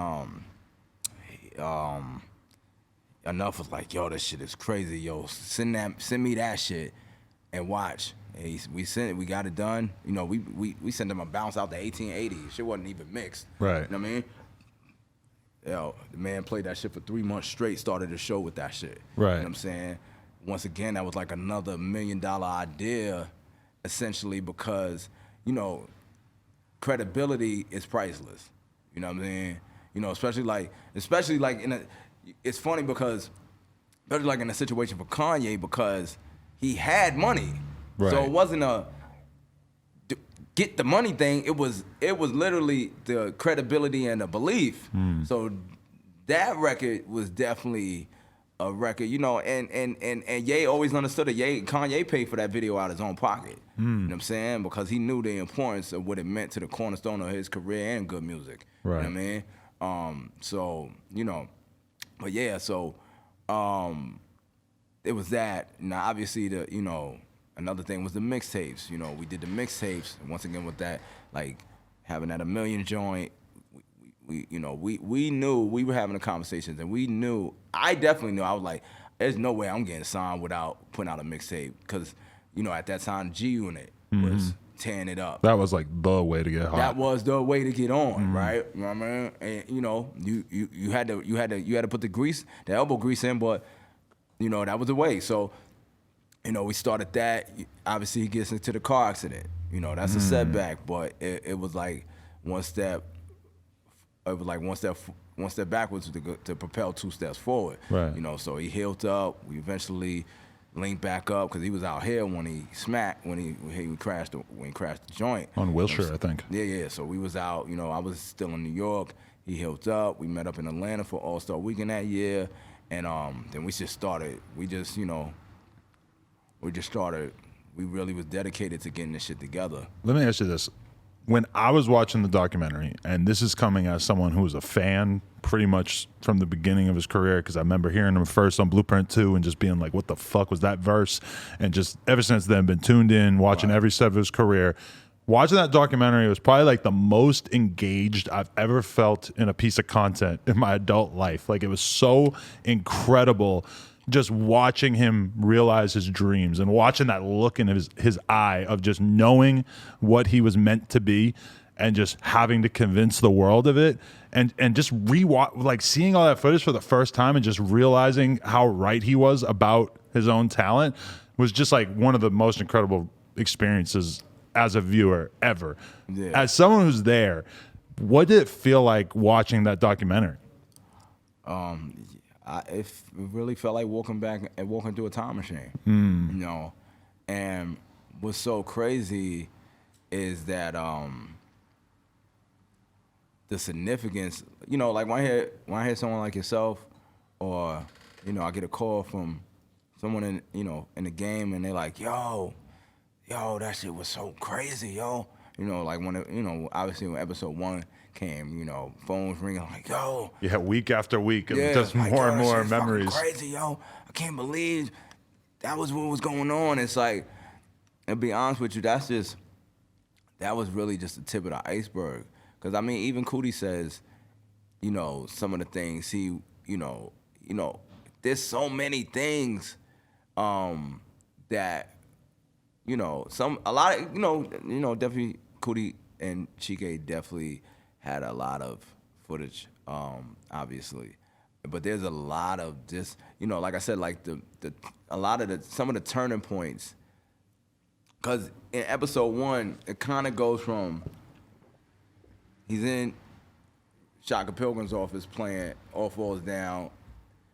It's basically on deaf ears, right?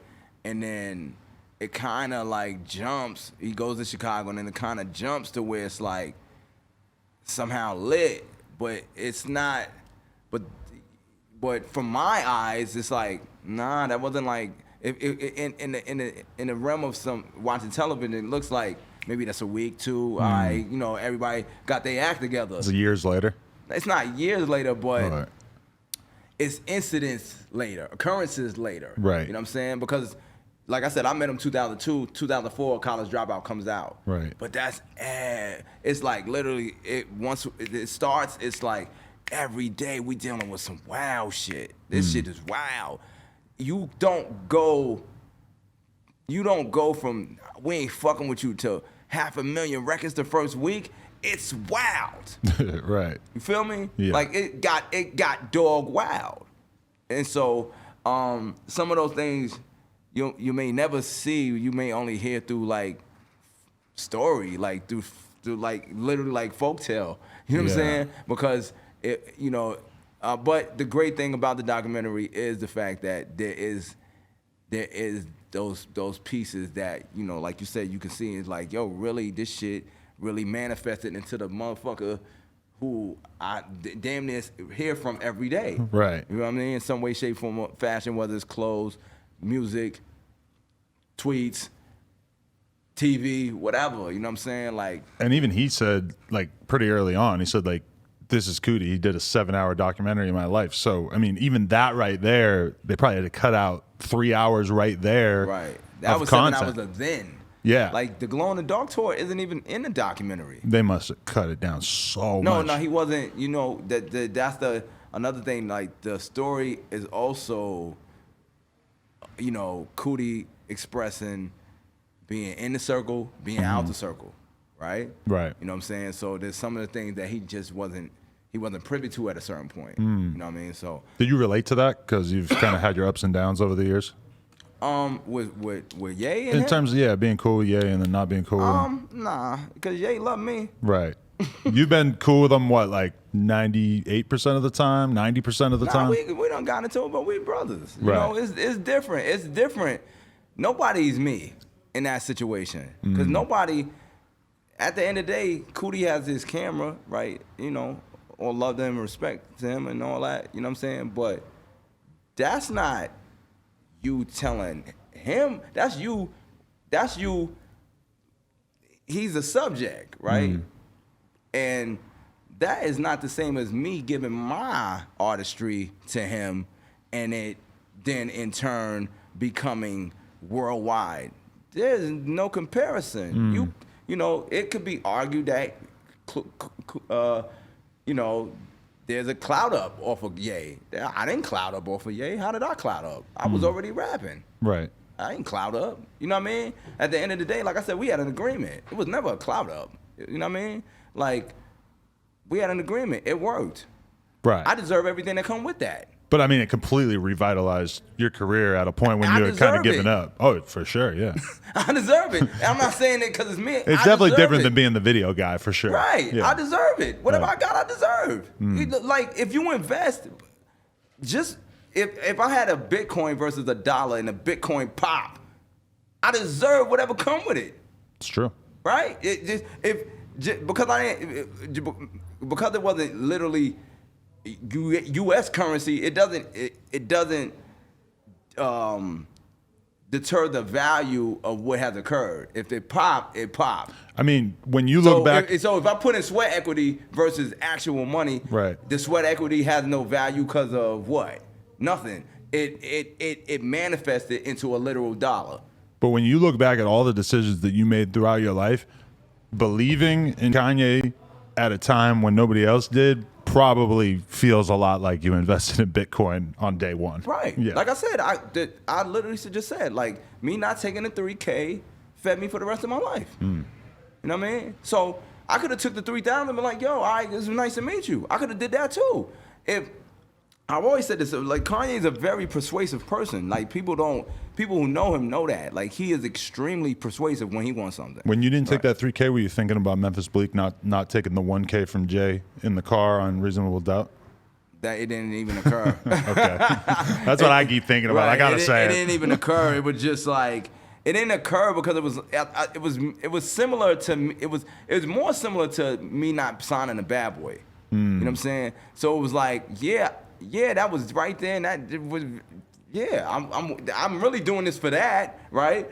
But me trusting the process led to a bigger picture. Right. Definitely.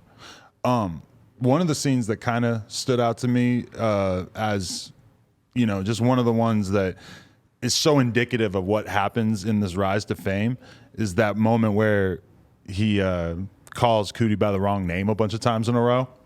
Right. And he's drunk as shit. It would appear. Right. At the Grammy joint. Yeah. And it's like, it's just right there, so transparent of like the fact that Kanye was kind of dealing with just developing an ego that he obviously like deserves to have, but it's kind of like gone too far in that moment where it's like, you know. Well, I mean, I think there was no media training that could prepare him for what had eventually transpired. Right. Right. Now, does Jay make mistakes? Absolutely. He's, you know, like, when I say that, what I'm saying, like, as far as like with the drunk and the woo after woo with the name and all that,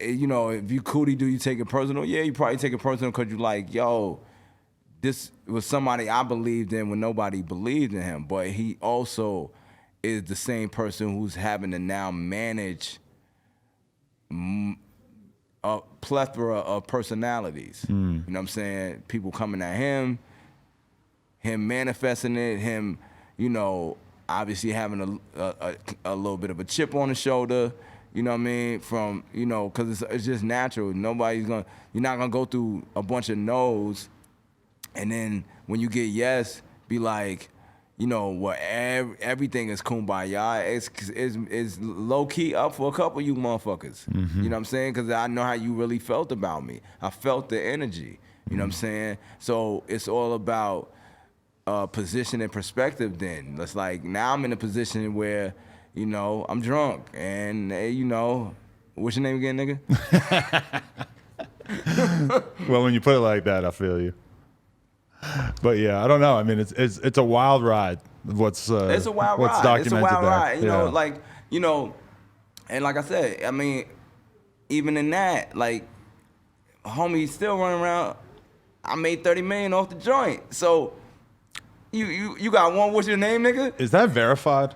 I don't know, but I know That's amazing. It is, and I would love for somebody to cut my check for my appearance Right. soon. Yeah. Do you wish you had more screen time in there? You think that your role was? I know this. I've been on TV, so I know that you subjected to the edit. Right. So, you know, I have no issue with that. I just need my check for the edit, but, you know, we'll get to that. Right. How's that recording process changed though, with you just being one of the very few people who's been privy to what it's like making this music for all these years? And it seems like when you're seeing glimpses of what it looks like these days, that it's like, it's crazy just like how many people are involved. And he's kind of talking to one guy who's making a beat. He's talking to another guy that's writing for it. He's like, it's been crazy, I'm assuming, seeing that transformation. Well, it's definitely a couple of different ways to look at it. If you're looking at it as a business being ran, then that's the natural progression of business. You know, when we started, it was more of a mom and pop, Right. and it became more of a structured business. You know, and that's what you essentially want. You know, you can't you can't get to certain levels to where you brag and boast doing the same business. Like, it has to grow. Like, you have to elevate. That's the means and the ends of capitalism. Like, you don't very rarely will you not get swallowed up without evolution. So you have to eventually, if you're gonna expand, like, you have to hire employees. You can't, it's like when you're getting ad dollars for a podcast, you can't run the same joint just off your Mac with the flip. Like, eventually you gotta have a person that does this, person does that. That way you develop some sort of conveyor belt. What's like a day in the life of you when you're like deep in album mode, like going for it, working on music? Like, how do you fit into this puzzle? Like, it's kind of shrouded in secrecy, I guess. But with respect to the NDA, for sure, yeah. I'm Quince. You know what I mean? In that situation, You got like the most seniority as a lyricist in that realm, and arguably as a thinker, right? Because it evolved past just writing rhymes. There's been a lot of critical. I mean, look, for instance, I was a champion and campaigned for Selah to be on the J.I.K. album, Jesus album, and that my campaign in that led to it being synced in the Fast and Furious movie. And it was a great check for everybody. Like, that's not a rap, that's a thought. Right. You feel me? So it's that level of input and passion that, and critical thinking that affects everybody's economy. You know, so I can't ceiling it just to 16 bars or a punchline or metaphor all the time. Like, obviously that's the root, but then there's just a lot more. There's been a lot more over the last 20 years. Is it true that in that environment that there'll be like months sometimes of just talking about music or just talking about ideas before the music making even starts? That is true. Yeah, Kanye definitely likes to. That's a thing. That's a real thing. Like, hanging out talking is kind of like the work for a long time before. It's a real thing. Really? Yeah, it's a real thing. That's fascinating. Very interesting. In terms of your own personal musical output or anything like outside of that realm, what's your thought process on that? Like, do you still have aspirations to put out? Because you said you have this new stuff that you're going to play for us after this. Yeah, absolutely. So my that's what I've actually been taking the last few months to do. I took some time just to breathe. I had been going through health issues for the last 2 years, and I finally turned the corner with that.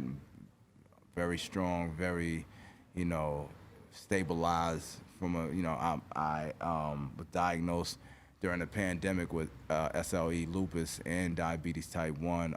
So I, people who may have seen, I dropped down to like 107 pounds. It got really scary for my family. Really? And I was working out a lot of it too, once I was capable of doing such. But and in doing so, not realizing like, I put myself in a lot of situations where I needed a break. It was, we have autoimmune, we have an autoimmune disease of any sort, let alone two. There's lifestyle changes you have to make. Really? Absolutely. I don't eat bread at all. Like, I personally do not eat bread unless my sugar drops. Did you have a unhealthy lifestyle in general before this diagnosis? I don't think what somebody would typically say was unhealthy, but looking back at it, yes, absolutely. I mean, rap life is not the healthiest life. You're up very late.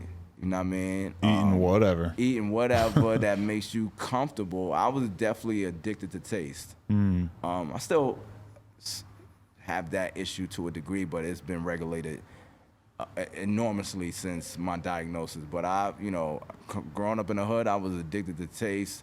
So, I want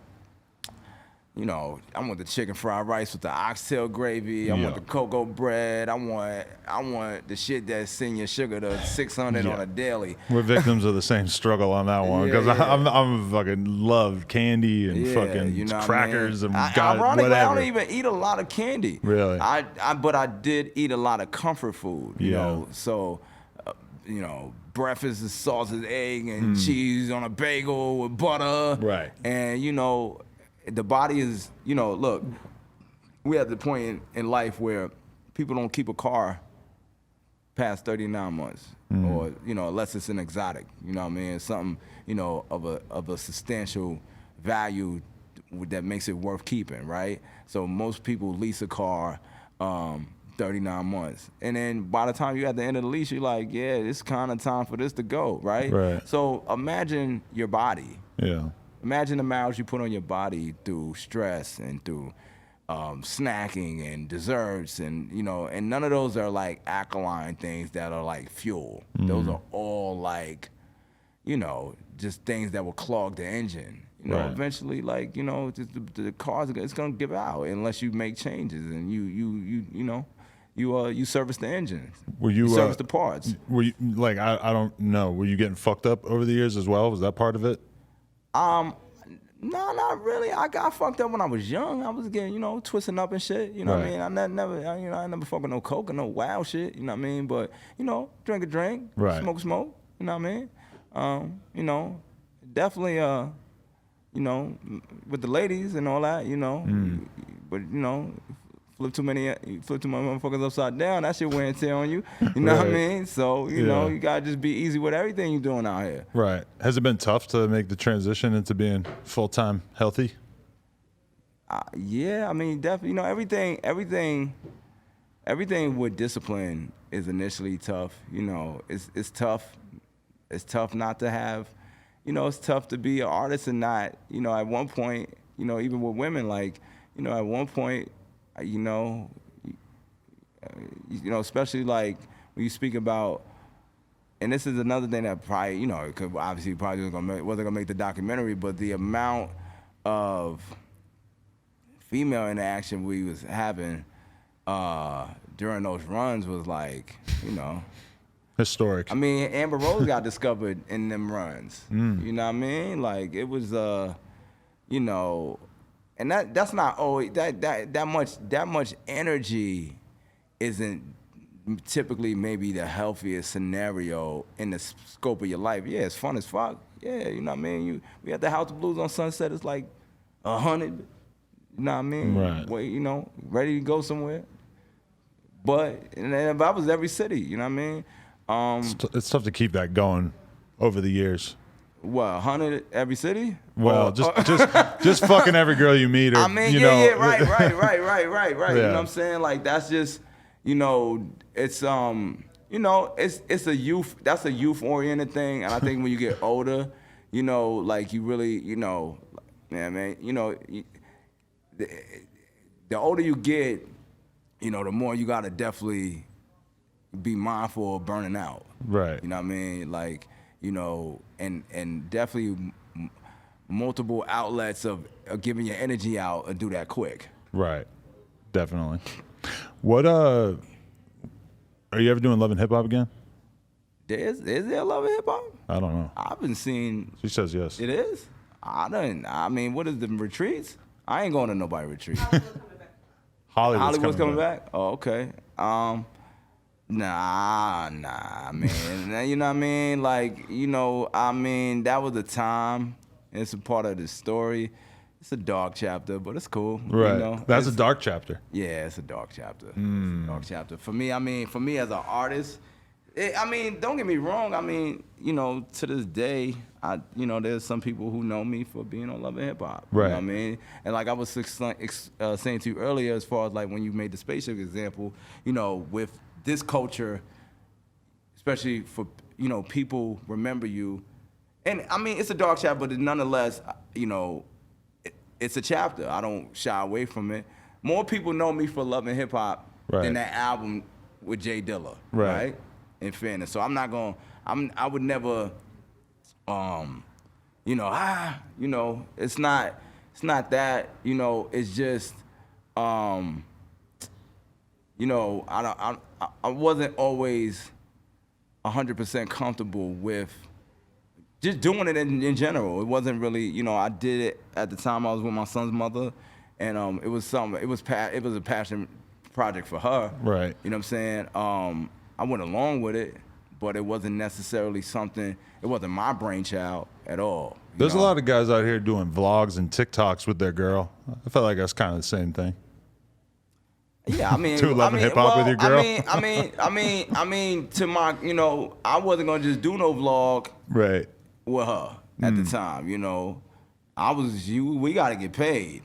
Like I'm not really giving up my privacy just for the sake of. I mean, you know what? In all honesty too, though, because she was a blog. You know, she was blogging at the time. She worked with when I met her, she was working with doing radio with Who Kid. So she would actually she was doing blogs, and we did a couple, like, you know, and then, you know, one thing led to another, and then we had my son, and we wound up doing a show, and it's funny, you know, I think, you know, we've seen as of late the things that men will do for their women, you know. So that was something like Carbon dating this as the day after Will Smith smacked the shit out of Chris Rock on stage. Which you know, shout out to Chris, that's my guy. Right. What did you feel in your head watching that? How do you feel about it? It was unbelievable. One of the most insanely legendary things I ever witnessed. But, you know, like you know, Chris is a good, very, very good friend of mine. And, you know, my allegiance is to him. You know, the most sensitive thing for a man in his life, if he loves, is his wife or his significant other and his children. You know, speaking of love, you know, that's what led to my problem with Joe Budden on Love and Hip Hop. People think it was the Hot 97 interaction. It really wasn't, because that was like more of a moral conversation where it was like he was basically asking me why things were happening, and I was answering him because he asked me why, and he wasn't aggressive. He was just a little calmer than I was at the time, which I think put in people's head that he was domineer in that exchange. But that's what Joe does to everybody. Right. Like with Tax Stone when they argued, right. Joe does like the sort of like toxic chill mode, right. where like right. he gets you pissed off, but then he just like, because right. that's the same thing that happens in like any argument between a guy and a girl. Absolutely. The person who starts acting crazy, the other person starts acting more normal to basically like balance it out and to be able to project upon them really that they're nuts. It's really to control the tempo. Yeah. Right? So I do that shit. At the end of the day, when I was fine with that, but when he did an interview with Jack Thriller and he had said he was going to approach me in a different way, and then Jack went on to say, yeah, we know how you are with the ladies, and are you going to give the pen are you going to give Jen the pen? I just thought about my son, and you know, when I got to the reunion, I just wigged. Right. You know what I'm saying? You know, and I mean, you know, a lot of people have said, I address it on my new album. I got this record called You the Nigga, that'll be out soon, and I addressed the whole thing. But for me, you know, I said it 197, say it again, you know, snuff for a jumper's fair barter. Like, I snuffed him, I fought his mans. That's what happened. Mm-hmm. Did you guys ever have a conversation after that to sort it out? Yeah, or anything? He was in Queens drunk one night at Starlet's, and I asked him to come outside. He didn't want to do that. He was drunk. He thought I was gonna hit him with a bottle, and we talked, and you know, we got to a point where we was like, you know, we understood each other and how it got to that point. And we took a picture, and it's funny because he later he sent a tweet out or some shit like, yo, I had to talk to some nigga, like talk or some wow. You know, he kind of, you know, and even like with the Maul and Rory, the guys, once they did the podcast, they shot at me a couple times or whatever the case was, like on some sub shit, and you know, which it was funny when their partnership imploded. My name came back up again. You know what I mean? It was like, yo, you know, and when Kanye was on his neck, I sent the dude at him, cause, you know, truth be told, he called me like, yo, Kanye just stole on me and boom, boom, boom, boom, boom. So it was kind of like, you know, that's why I said Love and Hip Hop was kind of dark, cause it was like a lot of cap, cause it was like he was on TV fronting like, yo, it's up, but in a dressing room like, yo, homie just got to me. You know what I'm saying? Right. And mind you, you know what I mean? Like, you know, I don't run around here like I'm super nigga and no shit like that. You know what I'm saying? But I'm a Queens nigga, and you know, I was gonna get that man for what he said about my lady at the time. She's not my lady no more, but at the time, she's still my son's mother. Like, so to spin it back to what we was talking about with the Oscar incident, you know, the most sensitive thing for a man who loves is his family. So, you know, even with Maul then saying what he said as far as Lana and the situation, I'm like, that was a problem. I had to, you know, Maul is Kareem Biggs Burks, is Biggs' brother, little brother, and hip hop little brother. Right. And so the 360 of that whole thing is that, how much money did Kanye make for Rockefeller? A lot. And there's no secret that, you know, the part that I played and all that. So how did that get sanctioned? Like, and how are you on the internet bragging basically as if that's a go? So wait, Maul said that he set up the scenario in which you and Joe Budden, right, after the reunion. When I hit Joe, smacked Joe, you know what I'm saying? We in the joint, the security broke us up. You know, we had 2 other incidences where he ran at me, I ran at him, they broke it up, they put us on stage together, we talking, you know, he's like, yo, meet me in the green room, like, yeah, bet, you know. Then the security drag, I'm like, I'm so on pop, like, yo, I'm just like, yo, I got, you know, because once I swung at him, I was ready to do whatever. So after that, you know, nothing happened inside the building. Packed up. I got my son's mother with me. Go to the car. Dude was outside. Dude was like, yo, that's fucked up what you did. Collins, he swung at me, hit me. Boom. Right? He ran. He hit me, he ran. He ran on the block. Right? So I put Jen in the car. He come back. Me and homie dancing. Boom, boom. Joe come out. I was like, oh, this is you. So I caught him. Bomb. Right? Then him. And so parts of this are caught on camera, but this part isn't? The after part of this is on camera. Oh, someone did get it. Okay. So it's 2, maybe I think it was 3 of them. Fighting 3 of them. They got me on the ground. And Maul was one of them? No. Oh. No. So no, not at all. That's a picture. I'm right. that picture. Nah, not at all. Okay. So long story short, so that happened. So Maul is the guy. Maul sent the guy who snuffed me. Okay. Who was like, yo, that's fucked up what you did, Consequence, to the reunion. Okay. So when the podcast imploded, he took credit for basically I lined Cons up. Look what a good friend I was to you. Right. Look what but he was saying it from, yo, you know how much shit I did for you. You trying to play me like a flunky when I'm the one who lined that shit up. You ain't had nobody to do no shit like that. Right?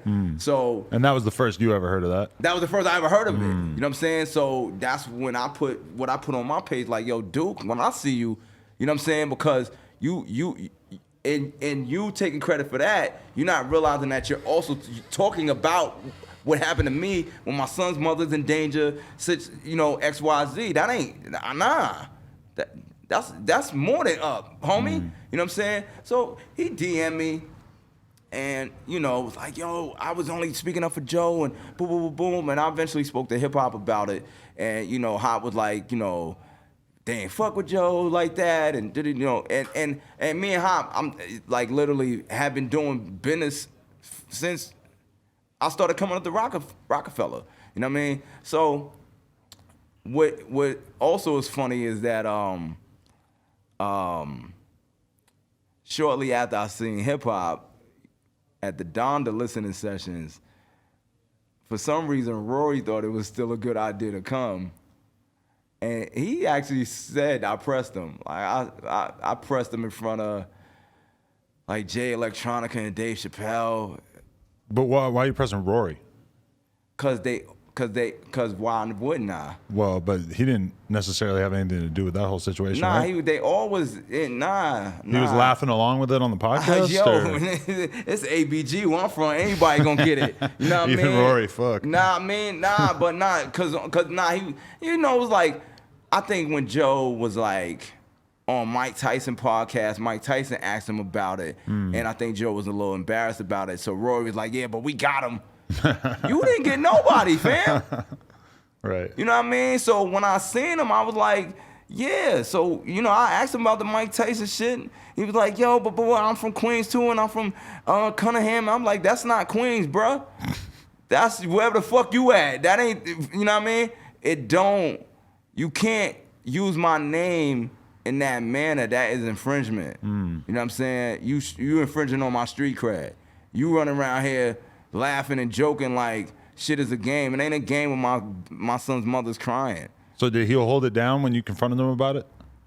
Did he hold it down? Or was it more apologetic? He was apologetic, and then I had him removed. Oh, wow. He didn't say that on the internet. I had him removed, and he wasn't really happy about it. But, I mean, I told him when I seen him, I said, you realize that you in my yard, right? Uh-huh. You in my yard. I'm not in your yard. You in my yard. And I know it's great. It looks like Six Flags, right? Yeah. But guess what? You're about to get ejected from the park. So are you a fan of it when you see academics going in on them on Twitch? Nah, look, I had to do what I had to do. I'm not ever really, I think sometimes I get a bad rap for being bold enough to say what I feel. But I you know, I can actually separate what people do from a personal situation. You know what I'm saying? I'm not like academic is Joe Budden's son. You know what I'm saying? So they basically all just having a little family feud. That shit ain't about nothing. You know what I'm saying? Academics is Joe Budden's son. He literally you know, Joe is daddy to all of them. But I mean, they did a show together for a little while. I feel like if anything, academics probably helped influence Joe to. Nah. That's how it look in perception. But academics was like a media guy before Joe. Yo, they asked me to replace Joe Budden on Everyday Struggle. Did you try out? Yes. It didn't go well? It went great. I brought Joe Budden wallet from when we fought as a souvenir, and he told Joe Budden, it's all cap.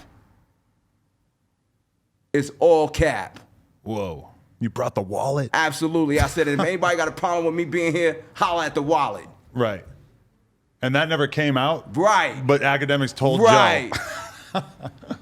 So Joe is Papa. Well, they're still friends, yeah.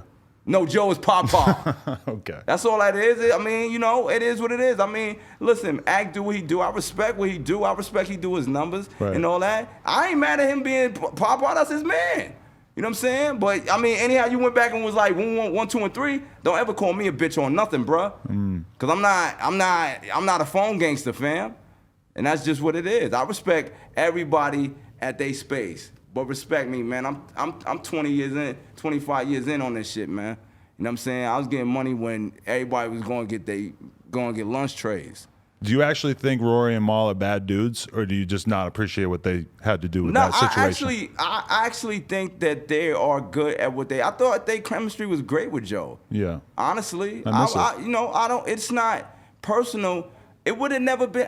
It would have never been anything had that not imploded and they implied that they tried to cause me life harm. Like there's no, like if somebody jump out on you and you get jumped and all that, there's no guarantee what's gonna happen. You know what I'm saying? I value my life. You know what I'm saying? So I'm not gonna take that lightly when you snicker about that. That's not cool. You know what I mean? What you do as a podcaster, I mean that's what he does. That's what they do. I think what they do, they deliver some moments. You know what I'm saying? I don't, it's no hate. It's not even personal. It's just you gotta respect the check though. Like yo, I love me too much not to check a nigga. Win, lose, or draw. Whatever it's gonna be is what it's gonna be. But I'm not gonna sit there and be like, oh yeah, you know what? Let me, because motherfuckers is, got influence on the net. I don't give a fuck about that shit. Look at everything I just told you. If you were in the club tonight and you saw Joe Budden, do you just ignore each other or what? I've seen Joe since then. They walk past me, go this way.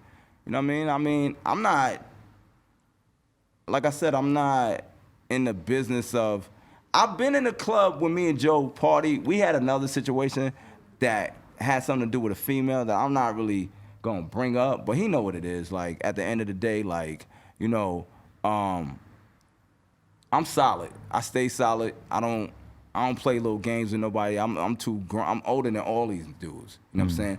I carry myself with a level of respect. I carry myself with a level of swag. I've been in the culture, so I'm never out here looking like a burnout, but I'm not, you know what I mean? Like at the end of the day, I'm just not with certain shit. I just don't play certain games with niggas younger than me and shit. Yeah, I feel that. Are you in a relationship at this point? Yeah, I got a lady. She's not in the game, but she's actually someone I grew up with, and she's a very special person.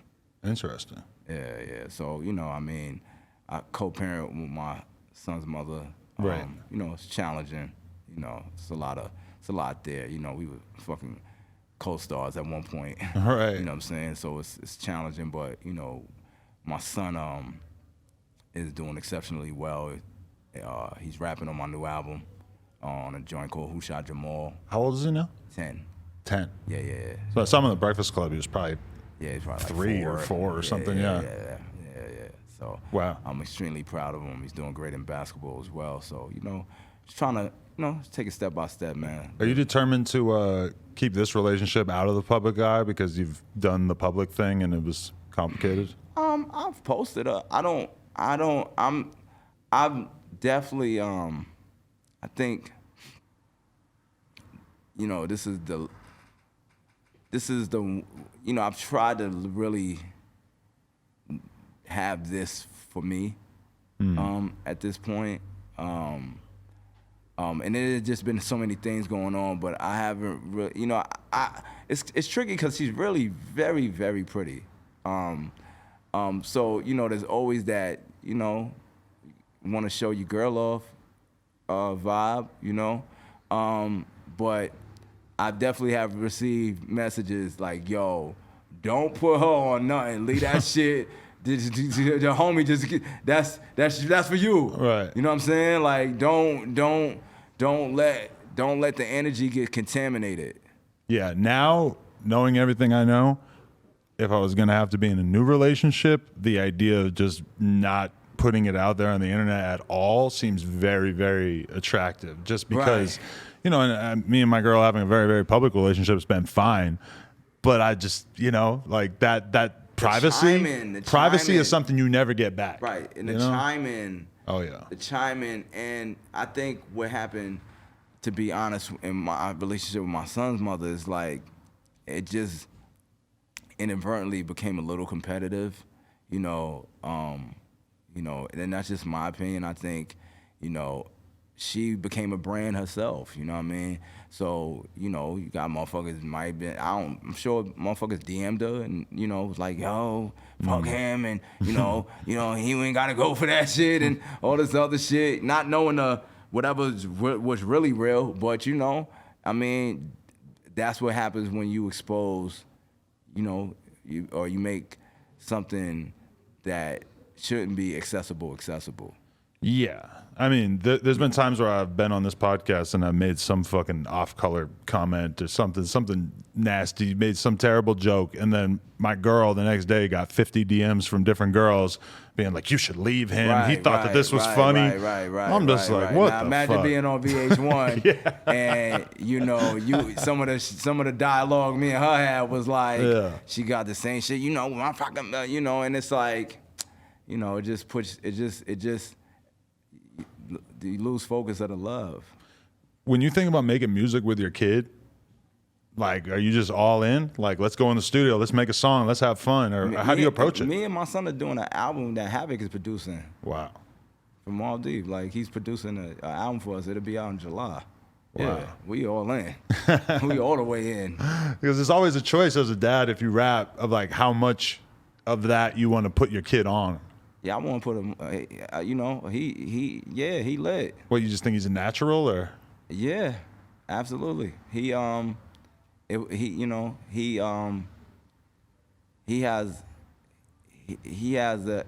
a command of language that I didn't get until I was like 14. He just nice. He's really good. Like he's been good for a while, like for a kid his age, like he had did a record called Dream About Nikki where he flipped Nikki's dreams joint, wrote about her, and Nikki posted it. Shit did like 3 million on her page and shit. And wow. It's like he did a remix of Cop Shot the Kid that Puff and a bunch of other artists co-signed. So he's been hitting it, and he's just been warming up, and I think he's gonna emerge pretty soon as a legitimate artist. That's dope. Are you at all worried about what that might be like? It's like being a young. Me and him is official, so I don't. It doesn't concern me in the least bit. Only thing that concerns me is me wanting to make sure he fulfills potential. Who's he listen to? Everybody. Young boy? Young boy, yeah. No, well, everybody. I mean, Tekka. Right. Everybody. This is his era. You know what I'm saying? You talk to him about the lyrics? Yeah, I mean, if it gets like if it goes too adult, yeah. Or if it gets too like murder. Yeah. You know what I'm saying? Like, I don't ever want him to. I mean, I don't want him to feel like, he's. That's the cool thing to do. But I don't want him to not know what's shaking. You feel me? Exactly. That's a tough one. So it's a balance. You know what I'm saying? Because you gotta. That's part of the survival kit. He ever ask you about a Young Boy lyric? Like, what's this mean? And you're like, so he's saying that he's gonna drive up to his enemy's house and shoot them. And I'm telling him, right. Like, also, that ain't it, my nigga. Yeah. You know what I'm saying? That ain't it. You know what I mean? That'll be a tough comment for any hip hop dad. Yeah, that's not it. But I know it sound good. Yeah. So you gotta take it with a grain of salt. I'm just really trying to get him in the space of some of it is with a grain of salt. Exactly. Yeah. I always think I'll probably have to explain to my kid, like, you watch a movie and there's a bad guy in the movie. Well, in this part of the song, he's kind of pretending to be the bad guy in the movie, but he's not really that guy. Like, he's actually a nice guy. Right. He's just kind of playing a role in the song. Right. Like the same way the actor in the movie, he's not a bad guy. But then again, I can't give it to him just like that because actually, I think it was like somebody, I forgot the kid name, but one of the drill rappers in New York got bodied, and they had us do New York 1. Speaking about it, so it's like it's a I can't. You pulled up for that? What you mean? For the thing with Mano and everybody where they went to... No. They reached out to me to do, and I actually had Kaden on there to do the news. I didn't go when Mano and them went to meet with Eric Adams, though. Right. Yeah. But I did Cheryl Willis's show, New York 1, and we spoke about it. Because it's a real thing, like this, it's a real thing when somebody's dead. Yeah, like, how do you feel about that role these days of kind of being an elder statesman of rap and, like, potentially people looking for you to kind of, like, make sense of some of this shit to them? I think the the most make sensible scenario is just understanding the dynamics of the hood. You know, like hip hop has always been a loudspeaker for what's going on in the streets. You know what I'm saying?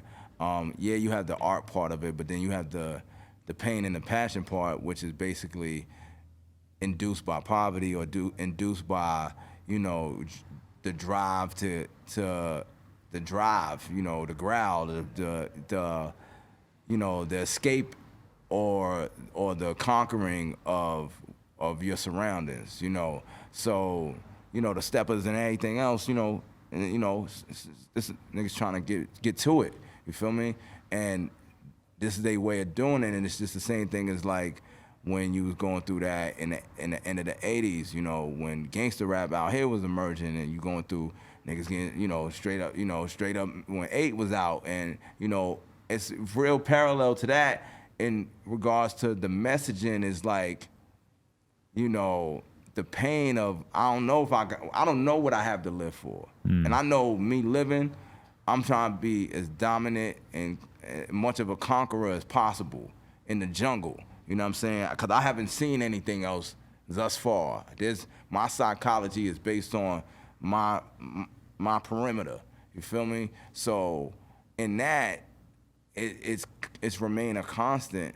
You know, obviously the dialect changes, the mode operandum changes, but the root of it is still essentially the same.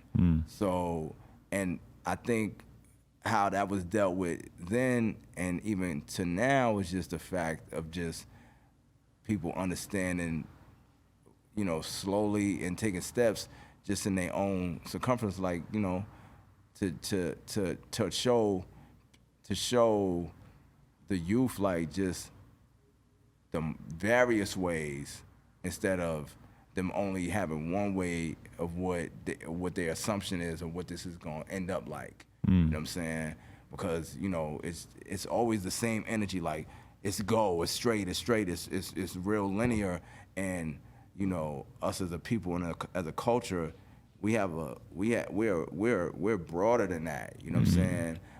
But you have to know that. You have to see success to know that success is a real thing. Otherwise, it comes off like a myth. You know what I'm saying? But when you count money in your circle and you got the 1-2 on you, you know what I'm saying? That feels like a real thing. You know what I mean? That feels like there's gravity to that. I can control what's going on. I got this gun, I got this money, you know what I'm saying? I got this phone, shit clicking, nigga, get with me. You feel me? And it's been like that. That was the whole premise of what we were seeing in the John Singleton movies. They were just trying to show like, yo, this is the mentality of young black men who haven't been shown anything else, and they essentially have to make a way. They have to make a way for themselves, and so this is what instinctually they believe is going to work. And then the question kind of becomes like, since that has clearly been documented in movies, and it's easy as fuck to make like a cool, romantic, sexy gangster movie, you know? The question is kind of like, how do we steer the conversation with young people and push them in the direction of wanting to be an entrepreneur and wanting to, you know, romanticize that and paint the picture of that being the thing that young people should be aspiring to? I mean, how do you make that as sexy as, like, you know, rolling around with a gun, which is, it's easy to make that sound cool? That's a great question. I mean, I don't think it's a simple answer, but I think it's a necessary endeavor. No, I think it's a necessary endeavor. It's something that we don't have a lot of options as far as not doing or doing it, because if you're not gonna do it, then you can't complain about the outcome. And if you are gonna do it, then you can't expect it to be a microwave solution. For sure. Are you optimistic or not so happy about like the state of lyricism in rap as somebody who's been rapping forever? I'm more concerned that it's $7.50 for gas out here. Yeah, I've seen a little bit of that. More on that than anything else. I'm not really concerned with lyricism when it's $7.50 for gas. That's real. I'm definitely bless your heart if you can rap, and if you can't, you better figure out something because, you know, I don't know what to make of this administration. You know what I mean? You're down on Biden. I'm down on somebody who makes less than $7.50 a week having to pay $7.50 a gallon and a car taking 10 gallons of gas. And they probably have to re-up twice a week. Where is the promise that was issued to get into office? Right. I'm not saying that I voted for it. I'm not saying who I voted for. I'm just saying, and I'm not complaining. You voted for Kanye, right? 100%. Oh, okay. Same. 100%. And you know, I mean, that's my guy. It's just what it.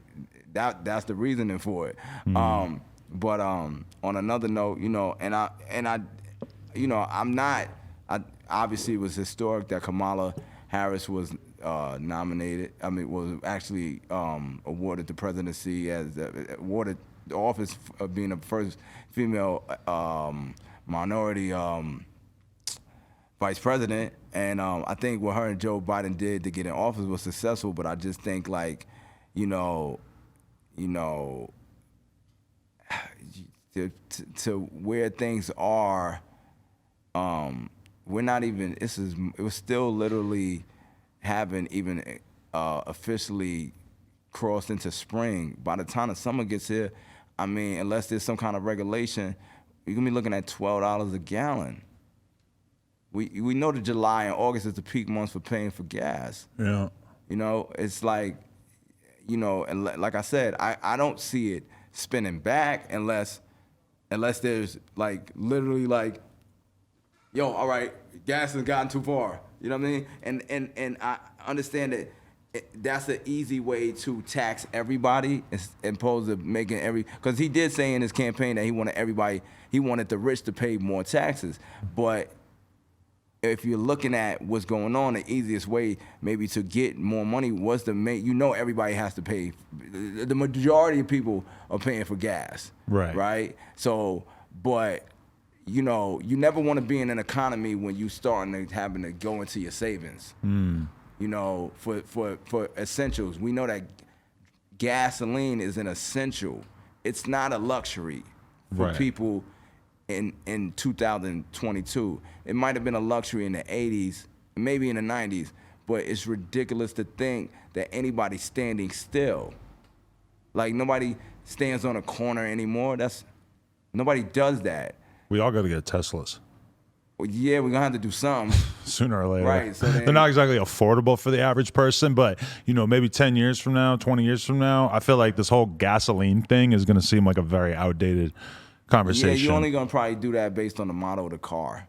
Yeah, but I just feel like this is an untenable situation of us being, you know, the fact that we're not buying gas from Russia or we're slowing that down, the fact that we're depending on Russia for gas in the first place, or that all of Europe depends on Russia for gas, this is not a good situation to be in. We should just get Teslas. Right.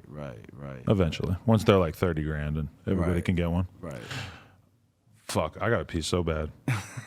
Is there anything else that we should cover? Like anything you want the people to look forward to? I haven't done a 2-hour plus interview in a long time. Oh man, that's a long. 2 hours and 20 minutes.